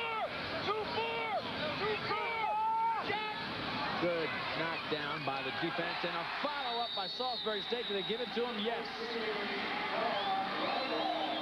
Right above with his 5th goal on the day. Nazareth had it stopped. They blocked it down, but didn't get possession, and that killed them. He's got 61 goals in the season. Take a look at it. Nazareth has it right there temporarily. Radeball gets it, not much of an angle, and he finds the net. Real talent right there, not much of an angle at all. Ewing knocks it down initially. Right, and he followed up on the loose ball. Garbage goal, but you got to give him a lot of credit to catch that, control it, and find the angle, because he really only had about a 3 or 4 inch space on the near pipe. Sean Radeball, we talked to his brother Dan earlier. He played at Loyola High School in Baltimore, Maryland. Went to Maryland, actually, for a semester, and then transferred to Salisbury. He's running through some emotions here. Of course, having a great Division III championship. What a dream year it would have been for him at the Division I level with his brother on the Maryland team. Radeball, 5 goals, 3 assists on the day. That is a lot of points. Salisbury State, quite frankly, though, Quinn, on the season, just really outgunning most everybody in Division III. The numbers are so high because they really should be playing on Division I level. Right, this is the quarter that they really turn it up a notch. They pressure you, and they pressure you into submission, and then they really turn it on in the 3rd and 4th quarters. Their offense gets into high gear. Next thing you know, they're scoring 5, 6 at a time, playing real freestyle lacrosse. Now they scored 2 4-goal runs. 4 goals over the second half. Palace scores 1 for Nazareth, and 4 more for Salisbury State to really take any kind of hope away from Nazareth. They're down by 10 goals, and there's still about 1 minute and 26 left entering the 4th quarter. Nazareth gets the ball back. They try to get a fast break. They push it up to Tom Fritz. Fritz looks up, looking for help. He's got Palace to his right. He hurried. Palace there. Hallis wraps it and tries to go for the low corner. Not a bad move. McQueenie was giving him a little bit of room. You might as well take a shot. You haven't had very many opportunities. And he had the backup also. Had he not had the backup, that would not have been a smart shot. But he knew he had a player back there who would back it up. So it's really a free shot. You shoot for the pipe. You shoot for about an inch inside. The goalie's not going to make the save. It's either a goal or your team maintains possession. So it's a smart play. Credit very fine on the far side, and they do maintain possession. 10 goals down, less than a minute. Trying to get one. They do. On the far side, number 30, Mazak. Brian Mazak worked in one-on-one and just powered his way to that goal. Goal number 9 for Nazareth. A penalty on the play. Watch Mazak operating. 2 hands on the stick. A little inside roll. Tiptoeing around the crease. Nicely done. Takes his man up to about 3 yards. Rolls back for his strength. He protects his stick here, and he's got enough angle to beat Betcher down low. Again, this is textbook inside roll right there. You turn, gain some leverage, bounce the ball between the legs. Hold call, wiped out by the goal, so no time served. Defensively there, you want to push the man behind the goal, so if he does get a shot, he doesn't have much angle. It looked pretty effective defensively, so give Mazak some credit for putting off a great shot there against Betcher. Now the 9 goals down. Not impossible, but a tough mountain to climb. 44 seconds left in the third quarter. Monar puts it up front to his teammate in the midfield. They start running a lot of guys in there. Gallagher.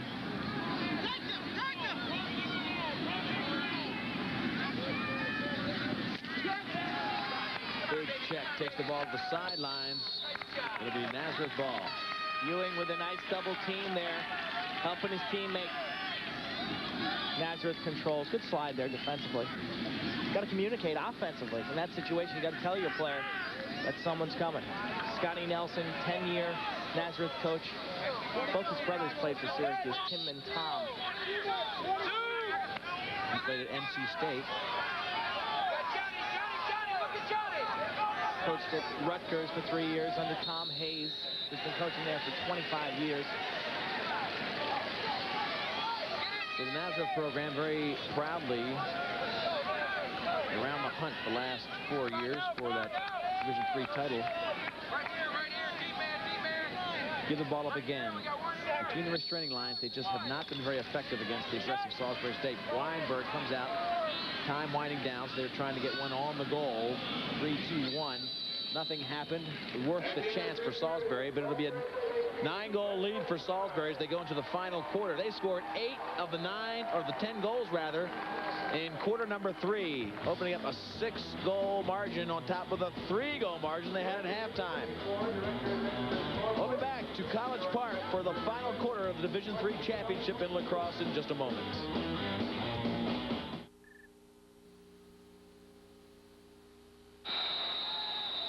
Well, we rejoin the action right after another goal for Salisbury State. Nazareth got the face-off, came down, didn't get an effective offense going, and it didn't take Salisbury long once they got the ball queued. Kaufman finishing that fast break off with a dip and dunk. This is Mergat with a beautiful look. You can see the whole field, and Kaufman capitalized. Watch the dip and dunk. Dip, fake high, fake low, and dunk. Again, multiple fakes by Kaufman. He's got tremendous hand-eye coordination right there. High, low, high, low, high, low, and high. Nazareth again standing around defensively. Kaufman with the hat trick. Face-offs being dominated by Salisbury State. 10-goal lead for Salisbury. They have just really comfortably shown their talent overload. Nazareth comes down the hard shot. Betcher beats it. And here comes Salisbury State. This is where they get so tough.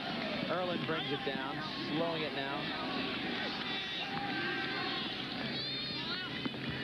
Rain falling a lot more than it was. It didn't really rain until about 10 minutes ago. Now it's pretty steady drizzle, which will really hurt Nazareth's chances of any kind of comeback. Monar controlling things, coming inside, pushed down from behind, no call. Leonard wants to set up a pick for him. Leonard asks for the ball, gets it. Look at the defense on him, right in his face. Well, Trent Brown has got caught down here, the attackman on the defensive end of the field. This is a tough matchup. Trent Brown has been playing attack all day long. Salisbury recognizes that. You can see them clearing out. What they've got to do now is occupy their men. Nazareth's doing a good job sloughing in, so it's really not an advantage. Actually, Nazareth now dropping into a zone defense because of Brown's defensive inefficiencies. Yeah, two good long sticks right behind him, wait to back up, so he gave it up. Pretty smart move.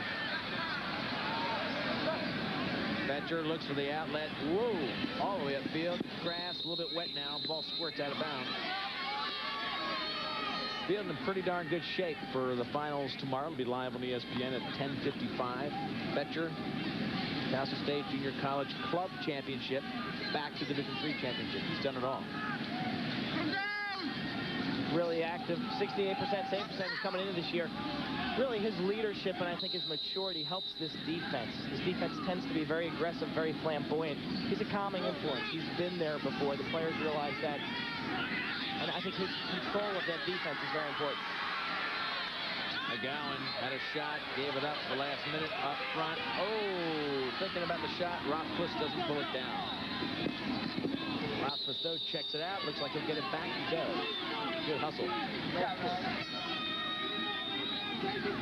Rothfuss was right there for a shot. Watch this situation now. Widener, number 8. Stay still. He has got an array of takeaway checks. He's really good at pressure here. Watch number 8 for Salisbury. Trying to set the pick for him. Set him free. Widener comes around.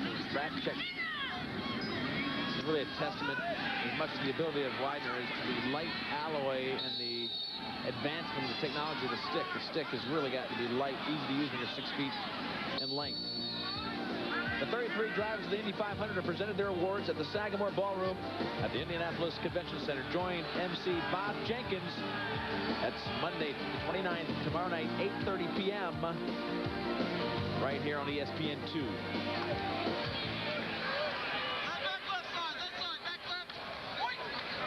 Nazareth trying to do the impossible. 10 goals down. One at a time. They'll try to come back and they get one there. Now they're in double digits with 11:43 left. Garth McGowan with the goal. His first of the season on a feed from Geary. Nice cut by McGowan right there. Got inside of Ingley, just kept going with the left hand. That's his first goal of the season. Watch how happy Garth is here. Watch him. He's pumped. He's pumped. He's not playing the scoreboard. He's pumped. He's got a goal in the Division III national title game. One at a time is right. You never know. Still got plenty of time. You're only down by 9, but one at a time, you can get close. You never know. And the fact is, you can only score one at a time. That's true. There's no 2 or 3 point shot in lacrosse. They experimented with it once in a fall game, but like the old 3-point range, 2-point range. A lot of pressure put on by Salisbury again. Q, they get the face off. They come down right away, putting it right in the face of Weinberg. 20-13 the face off. They had the commanding lead early. That really gave Nazareth a chance to get comfortable. Nazareth was off to a 4-1 lead.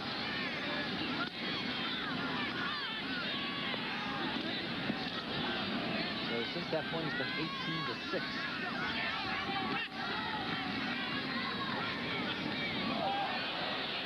Trying to be a little bit tricky behind the back. They've got great skill with the kids from Salisbury State. About 5,000 enrollment on the Eastern Shore. Nazareth, a small school, less than 2,000, 1,400 about. It's been a great weekend here. A lot of things going on with the 25th anniversary for NCAA Lacrosse. Let's go down to Christy Lee. That's right, Leaf. And joining me now is a guy who played a heck of a game yesterday, Rick Beardsley, for the Syracuse Orangemen, defeating the Virginia Cavaliers. You move on into the final championship game tomorrow. Yeah, we're just ready to go. Maryland's a good team. We know we're in for a tough game. A tough game. They're kind of a surprise. I'm sure that when you were thinking ahead, you weren't thinking Maryland, were you? No, we were thinking Hopkins just like everybody was. We were thinking we had to get past Virginia first, and we saw that game, and we know we have a good opportunity. We're in a good spot. Like I said, Maryland's going to be a tough game. We just got to be ready to play tomorrow. Did you play a little bit more under control yesterday than you normally do? I bet you Leaf up there was definitely saying that we played a real controlled game compared to what we usually play like. Yeah, we get up and down. We played a little more discipline. When we lost those 2 games early, it was like lacrosse camp all over again. So we learned the basics all over, and we tried to apply it yesterday. Well, this has got to be kind of a nervous day for you, a big game tomorrow. What are you guys doing just to kind of get in the mood for tomorrow? I'm going to go home, eat, work on my Italian stomach, and just, just get prepared, mentally prepared, maybe envision a couple of things and just do what I have to do and think about who I'm playing tomorrow and, just think about winning. All right, Rick Beardsley's been our guest from the Syracuse Orangemen. You'll see him on ESPN tomorrow. We bring it to you live at 10:55 against Maryland. We got to take a break. We'll be back with more live action from College Park, Maryland as the Division III championships continue. We're back at Bird Stadium, the 25th Lacrosse Anniversary Championship Series. 25 years of excellence in NCAA lacrosse. And this has proven to be the best venue for these championships. Look at the records since 1990. Salisbury State 83-8, Nazareth 73-13, the 2 premier programs. A lot of other good programs in Division III, Q. You've got Ohio Wesleyan, put up some great numbers with Pressler out there in Ohio. Gettysburg making a move in Division III. Hobart was the perennial champion for years and years. Now they went to Division I. Yeah, the big question is how good are these Division III squads? How would they do in Division I? I think we've seen Hobart finish the season, did not make the playoffs. They were ranked 12th or 13th at the end of the year. Salisbury, they've scrimmaged some Division I teams, and in fact have done very successfully. This year they scrimmaged UMass, although it's only a scrimmage. If you're keeping score in the scrimmage, they led 11-3 against UMass, which was a playoff caliber team. So I don't think there's any question that Salisbury is a playoff caliber team at the Division I level. Berge comes in, finally gets the move, pays off against Rothfuss. One-on-one, the left-hander nails that one past Weinberg. 30-10. Berge's got 3. Watch Berge after this shot. Not only does he score, but he also puts the slide man down. Here's Berge, comes in, watch the hit right there. Boom, who ends up on the ground? The Nazareth defenseman, and Berge likes that. He enjoys that contact. Here it is, the goal, the hit. He loves that. That's what it's all about, and he makes sure that the point was made. And you see his dad do that a few times. I'm sure his father likes that kind of replay. Tough kid, athletic family, great bloodlines, the Berge family. And you heard his father, all-pro in the NFL, talk about what a great game lacrosse is. We agree. Far side, Kaufman, little juice down low. The defense of Nazareth just scrambling. And just gave him enough trouble that they couldn't get a good shot off. That was Smith with the shot. Kaufman made a really sensational handle of that pass, reaching up and snaring it out of the air. And Nazareth just did the same. They bring the ball down their end of the field. Full run. Salisbury State showing they've got great speed to catch up. Up top of the shot. Doesn't even find the goal. McDermott had room for the defenseman before it got there.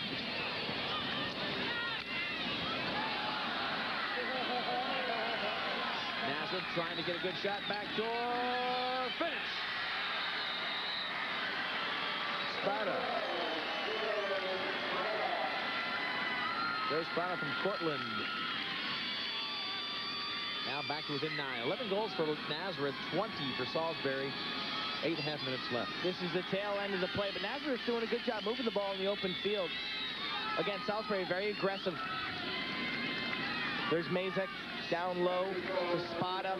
Nice handle between the legs of Betcher. Betcher's got to hold his feet there. He's jumping up in the air. Not going to make too many saves, but Spada, 7th goal of the season. Seeing some reserve minutes now. This game, 20-11.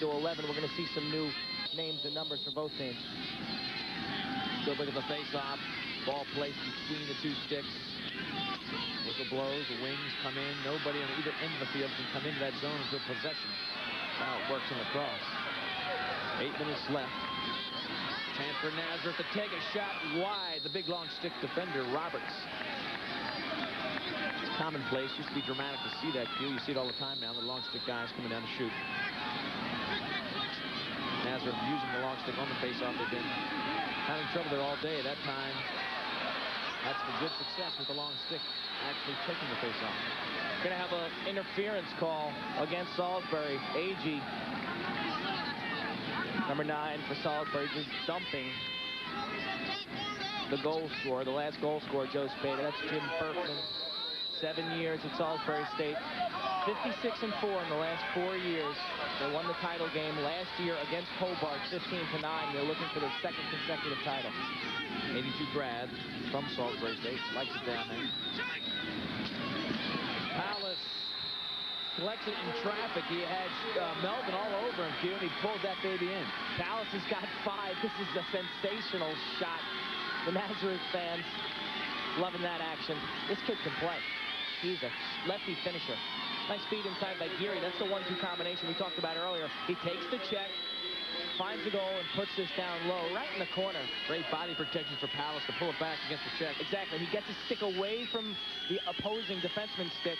Not the fastest shot, but the positioning and the way he was running to his left and shot back across the grain. Very difficult for the goalie. The goalie's moving with the shooter to the right, and he's got to change his balance and come back to the left. Palace with the Native American Boxley giving him a lot of foundation for this game. Ball just thrown straight out of bounds, way over the top of goalie by Santana. Possibly it figures it's that wet ground, the wet stick, and the Salisbury State just knocks home goal number 21. Smith with his 4th of the game. He had 3 early in the first half. Now he's got 4. Key here is Nazareth threw the ball out of bounds. Kaufman didn't waste any time. He got to the end line, picked the ball up. Nazareth was not set defensively. He inbounded quickly to Smith for the goal. So Kaufman hustling to the end line pays dividends for Salisbury. Smith 4-1 on the day. They can beat in so many ways. Well, our statistician is Dennis Way. He is coaching the Mount Washington team. It's loaded with guys like Gary Gates, some All-Americans from the college game. They have a sensational season going. I'd like to see them take on this team to see how good Salisbury State is. Seems a shame we can't put them up against a good top Division I school. People can kind of gauge their ability. Bostic drops it back to the trailing Smith. Smith just couldn't stop the momentum from going into the crease. They play with such confidence. Kaufman looked like he was covered. Smith looked like he was covered, and yet they jam it in there, and these players handle those passes. 7 minutes left. Commanding 9-goal lead for Salisbury. They built that with 3 goals late in the first half, and then 4 straight to open half number 2. Here they go. Backdoor. Kaufman gives it up easily to Ray DeBall. You got a guy with Kaufman's ability, and he just as soon give it up for the assist. He is so hard to cover. Turnover in the midfield area. Widener starts that fast break. The junior from Syracuse, New York, gets it down low to Kaufman. You know, Kaufman could have shot that. I mean, he had a great shot. There's Widener, number 8, absolutely. Watch Kaufman right here. A little unselfish play. Gets it over to Ray DeBall for his 6th goal of the game. Real unselfish play. And how many times have we seen Ray DeBall parked on the backside, and Kaufman just dishes it up for him? 5 or 6, I think, out of Ray DeBall's goals have been scored that way. Ray DeBall 6-3 now, 6 goals, 3 assists. And he should be buying dinner for Kaufman. He sticked off the face-off. Terry Getz of Nazareth. Get a bungee cord for that one. Nazareth not going to win this one, down by 10. Extra man hasn't been a factor in this game. Face-offs, yes. Extra man, no. Salisbury 1 for 1. Nazareth 0 for 2. You know, it's amazing the way Salisbury plays defense so aggressively. They have only fouled 3 times on the afternoon.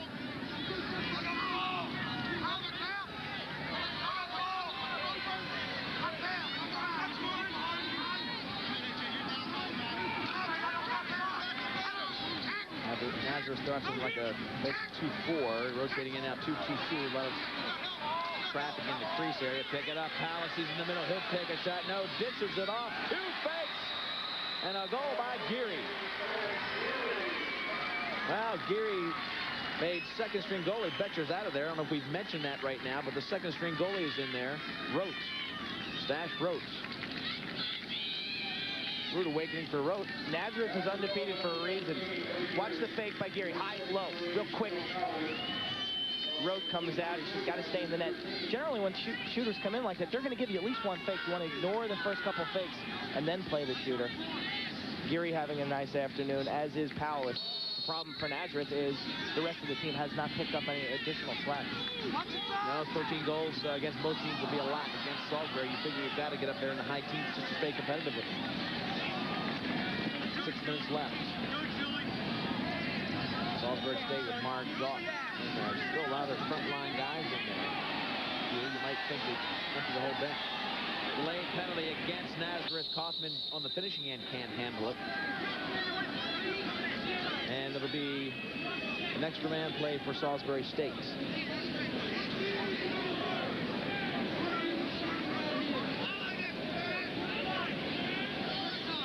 Rochester area really follows the game of lacrosse well. If you followed our indoor lacrosse season, major indoor lacrosse, they packed the place every game for the Rochester Nighthawks expansion team.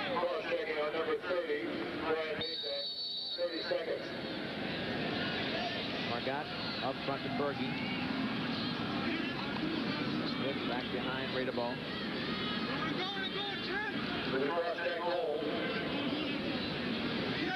For 1-4-1, Berge comes up on top of that middle. They got two guys in the middle. Comes up on top of that rotation. Had a good shot, went wide with it.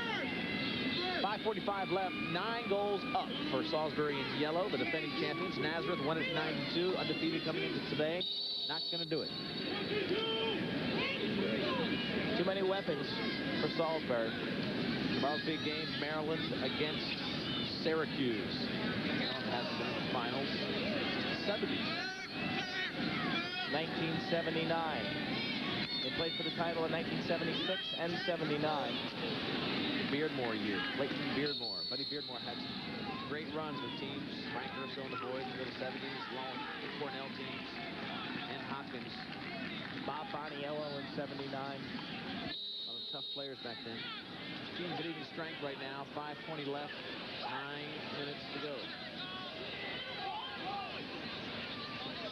In fact, Coach Dickie Dell from Maryland is going against the best percentage guy, the best one-loss guy, Roy Simmons in Syracuse. Dickie Dell will be in his first championship tomorrow, live on ESPN, 11 o'clock, right here from Bird Stadium. It's going to be a great game. Great defense against flashy offense. Easy, guys. Easy. Nazareth offside. Referees doing their best to keep this one in control. Definitely has been a relatively error-free game as far as penalties are concerned. Not too many penalties. Not called that way. Berge can't control the ball. Ball rolls out of bounds. We're good to Nazareth. Under 5 minutes to go. Salisbury still by 9. A cruising day for them. They were down 4-1. This is an area where Nazareth had trouble early, and I think it hurt them clearing the ball. Salisbury, they put so much pressure on you in the open field.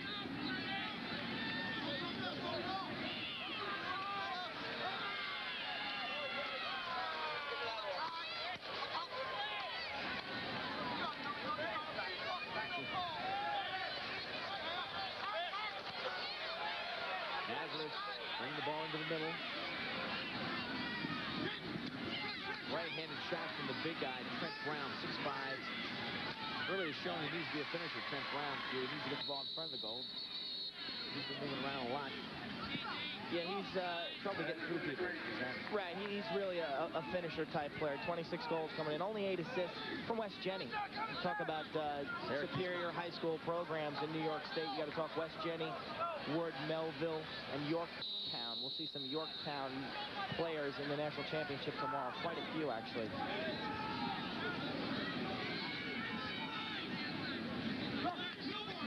3:54 left in the game. 9-goal lead for Salisbury. Here they come. Don't look like they're taking any air out of this game, do they? 9-goal lead. They just soon have a 10-goal, 13-goal. How many goals do they want to be ahead by? They will not let up until that last whistle. They enjoy playing. They really do. And they're not about to hold it out. Not in this last game of the season. We talked a little bit about what a great thing this is for Division III. It wasn't always this way, but it's building just like Division I. It's just a power-packed weekend of lacrosse. It's an event. And it's gone beyond your allegiance to the squad, to the team. People come here just to see great lacrosse. So if you like baseball, we've got it. Memorial Day doubleheader. And that'll come right after Our lacrosse game. The White Sox and the Indians, then the Dodgers and the Phillies right after our 11 o'clock face-off for lacrosse. Major League Baseball on ESPN. Crease violation right there against Salisbury. Scotty Nelson. He is actually a native of Yorktown, New York.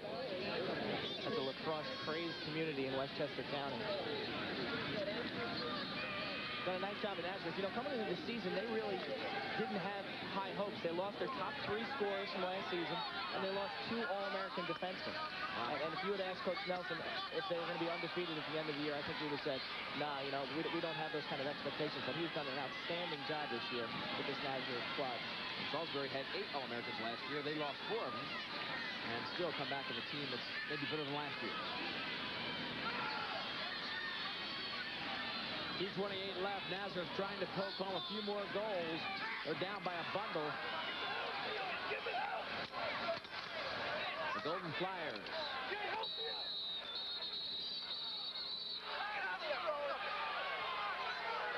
And the pushing and shoving, number 47, John Schubert. Little stick work on the far side. Peppering the arms. Pecking away. Watch the peppering here. Little lumber action. Right there. That hurts. And he gives it back to him. You'd probably have to go outside the stave to find any lumber, but sticks used to be made out of wood. They used to be made out of lumber. They're a lot lighter now. Most defensemen do not wear arm pads. They do not take kindly to you checking their unprotected arms. And they often retaliate. I think they need to be brought into the real world of lacrosse. And be checked as much as they check everybody else. Exactly. Their mentality of fairness is, I can check you as much as I like. If you touch me once, I'm going to cheat shot you. Exactly. Right. It's a foul. And they've got that long 6-foot stick. Unfair advantage. I could talk to you for about an hour on that, but I won't. Nazareth in purple. 2 minutes to go. 9 goals behind the defending champion Salisbury State team, the Seagulls, on their way to another Division III title.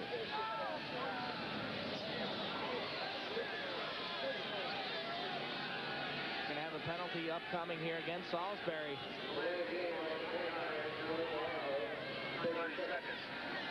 That's Roberts, defenseman from Nazareth, with the knee brace. And have actually 2 violations against Salisbury. We'll sort this thing out. Jim Berkman. You know, Q, I think I had Berkman last night at Salisbury State. He's actually on his alma mater with St. Lawrence. They won a short game of the St. Lawrence folks in '82. He coaches women's soccer down at Salisbury, and he used to be the assistant basketball coach. He was given basketball up. He was actually an outstanding basketball tactician, and he has applied a lot of that basketball knowledge to the lacrosse field. The games are very similar in the half-field offense concepts. And he's got a ton of talent. Both teams 1 for 3 in the extra man. I mean, let's face it, lacrosse tends to be a little streaky. The program gets hot. A lot of talent seems to follow there. Right now, Salisbury's hot. He's got a handful of talent. He's a good coach, no question, but he really has a loaded roster. Of course, a great recruiter, as you said, which helps that out. Look at that big save. Stats wrote. 2 men down. He steps right up into it. Now, don't get me wrong with that Berkman deal. He definitely has a tremendous program. But, you know, when you're a good recruiter and a good coach, you end up being dominant. A minute left. Timeout called by Salisbury State. I want to make sure this final minute is as strong as the first 59. We'll be back with the final moments of this Division III championship. Salisbury up by 9.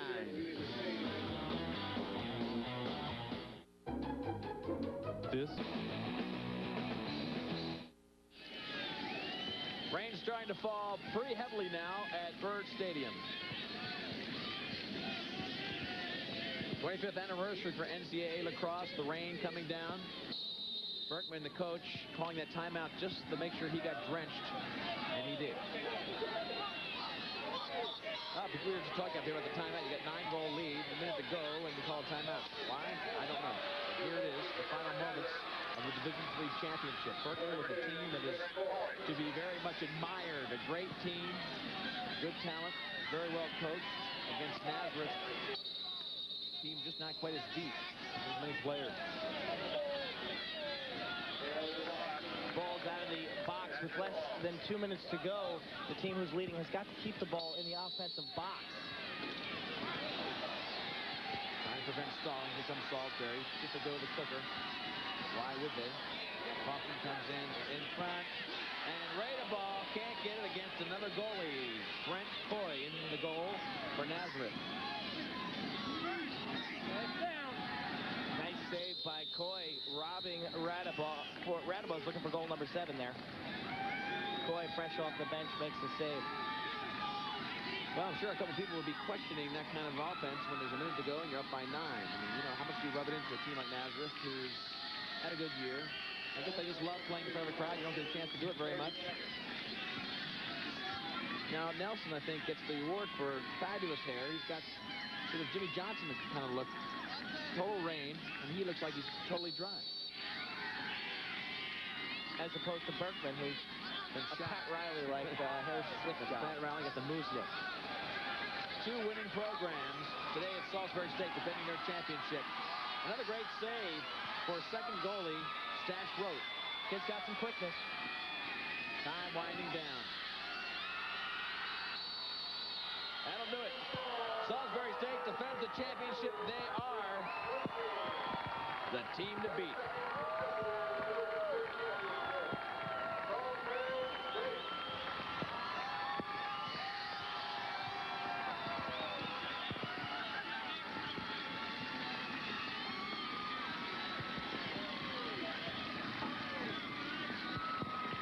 Dan Margot, number 1, an ESPN, a Deuce fan, as well as a great player.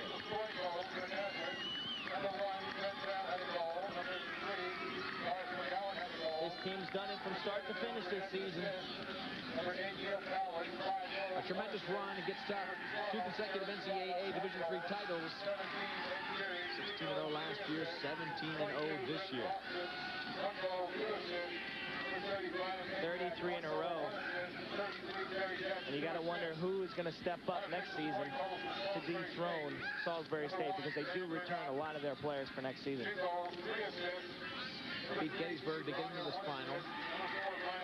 Hobart won in 93, I believe. Nazareth in 92. Hobart now a Division I team.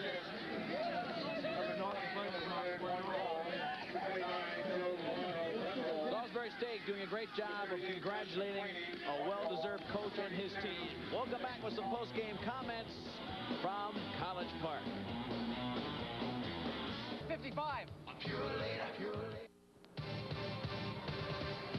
Salisbury State Seagulls 22-13 over the Nazareth Golden Flyers. They defend their national championship. Lee Felsmo, Quinn Kesenick. This one was as predicted, but Nazareth gave them a big go of it. 4-1, Nazareth leads in the first quarter. Yeah, Nazareth played real sharp in the first quarter. They hustled, they moved the ball, they converted their shots. Palace, strong player, did a nice job, but they ran out of gas, and they just don't have the legs of Salisbury State.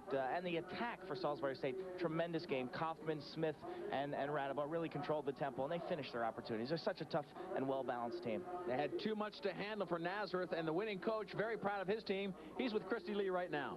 Boy, pride is just exactly right. In fact, Jim Brigman is with us. Jim, let's talk a little bit about today's game. Nazareth did a little bit, come out a little bit tougher than you expected. Well, they played real well at the beginning of the game. You know, we were a little impatient. Our kids were a little anxious, I thought. We shot the ball a little too quick. Our whole goal going into the game was we knew they slid early. We wanted to get the second pass before we shot the ball, and we shot it several times at the beginning of the game very early, gave them some opportunities. They played a well-coached game. They played the way they had to beat us early in the game, and then our pressure defense, I think, kind of wore them down. Coach Berkman, what about this game? Is it like becoming a dynasty now for Salisbury State? We've heard that word a lot now that Hobart's moved on to Division III. Well, we're going to save our number 2 here in a row right now. You know, it's a special group, and there's about 18 juniors on that team. I think we'll probably have another good team again next year. You know, but hopefully we're going to be competitive each and every year. Well, you've done a wonderful job, and congratulations. Good thing you guys named the Seagulls, because you're going to need to fly out of here. It's so wet.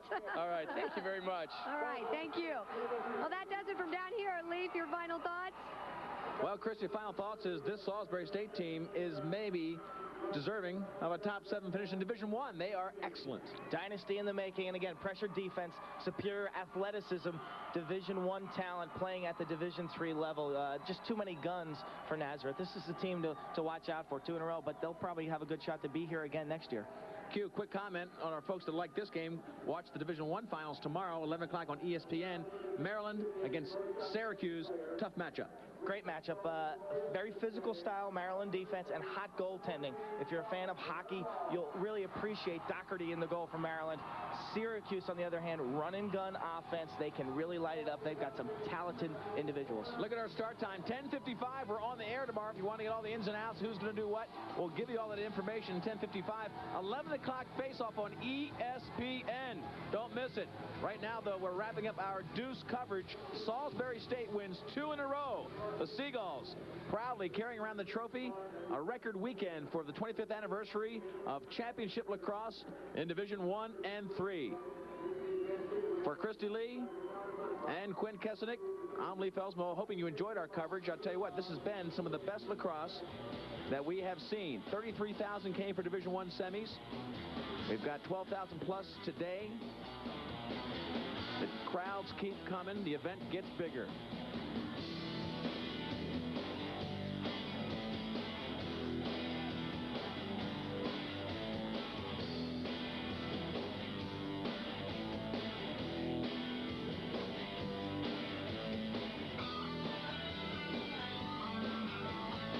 So as we take a look at Berkman and the Salisbury State Seagulls, remind you that Division III championship won by Salisbury is only a prelude to the Division I championship. It's all coming up tomorrow on ESPN at 10:55. We'll be back with you, not on the deuce tomorrow. We'll be back on the mothership, ESPN, to finish this championship weekend 25 years strong. Rock out with some of this great action for Christy Lee, Quinn Kesnick, and Lee Felsmo. We'll see you at the Division I championships tomorrow.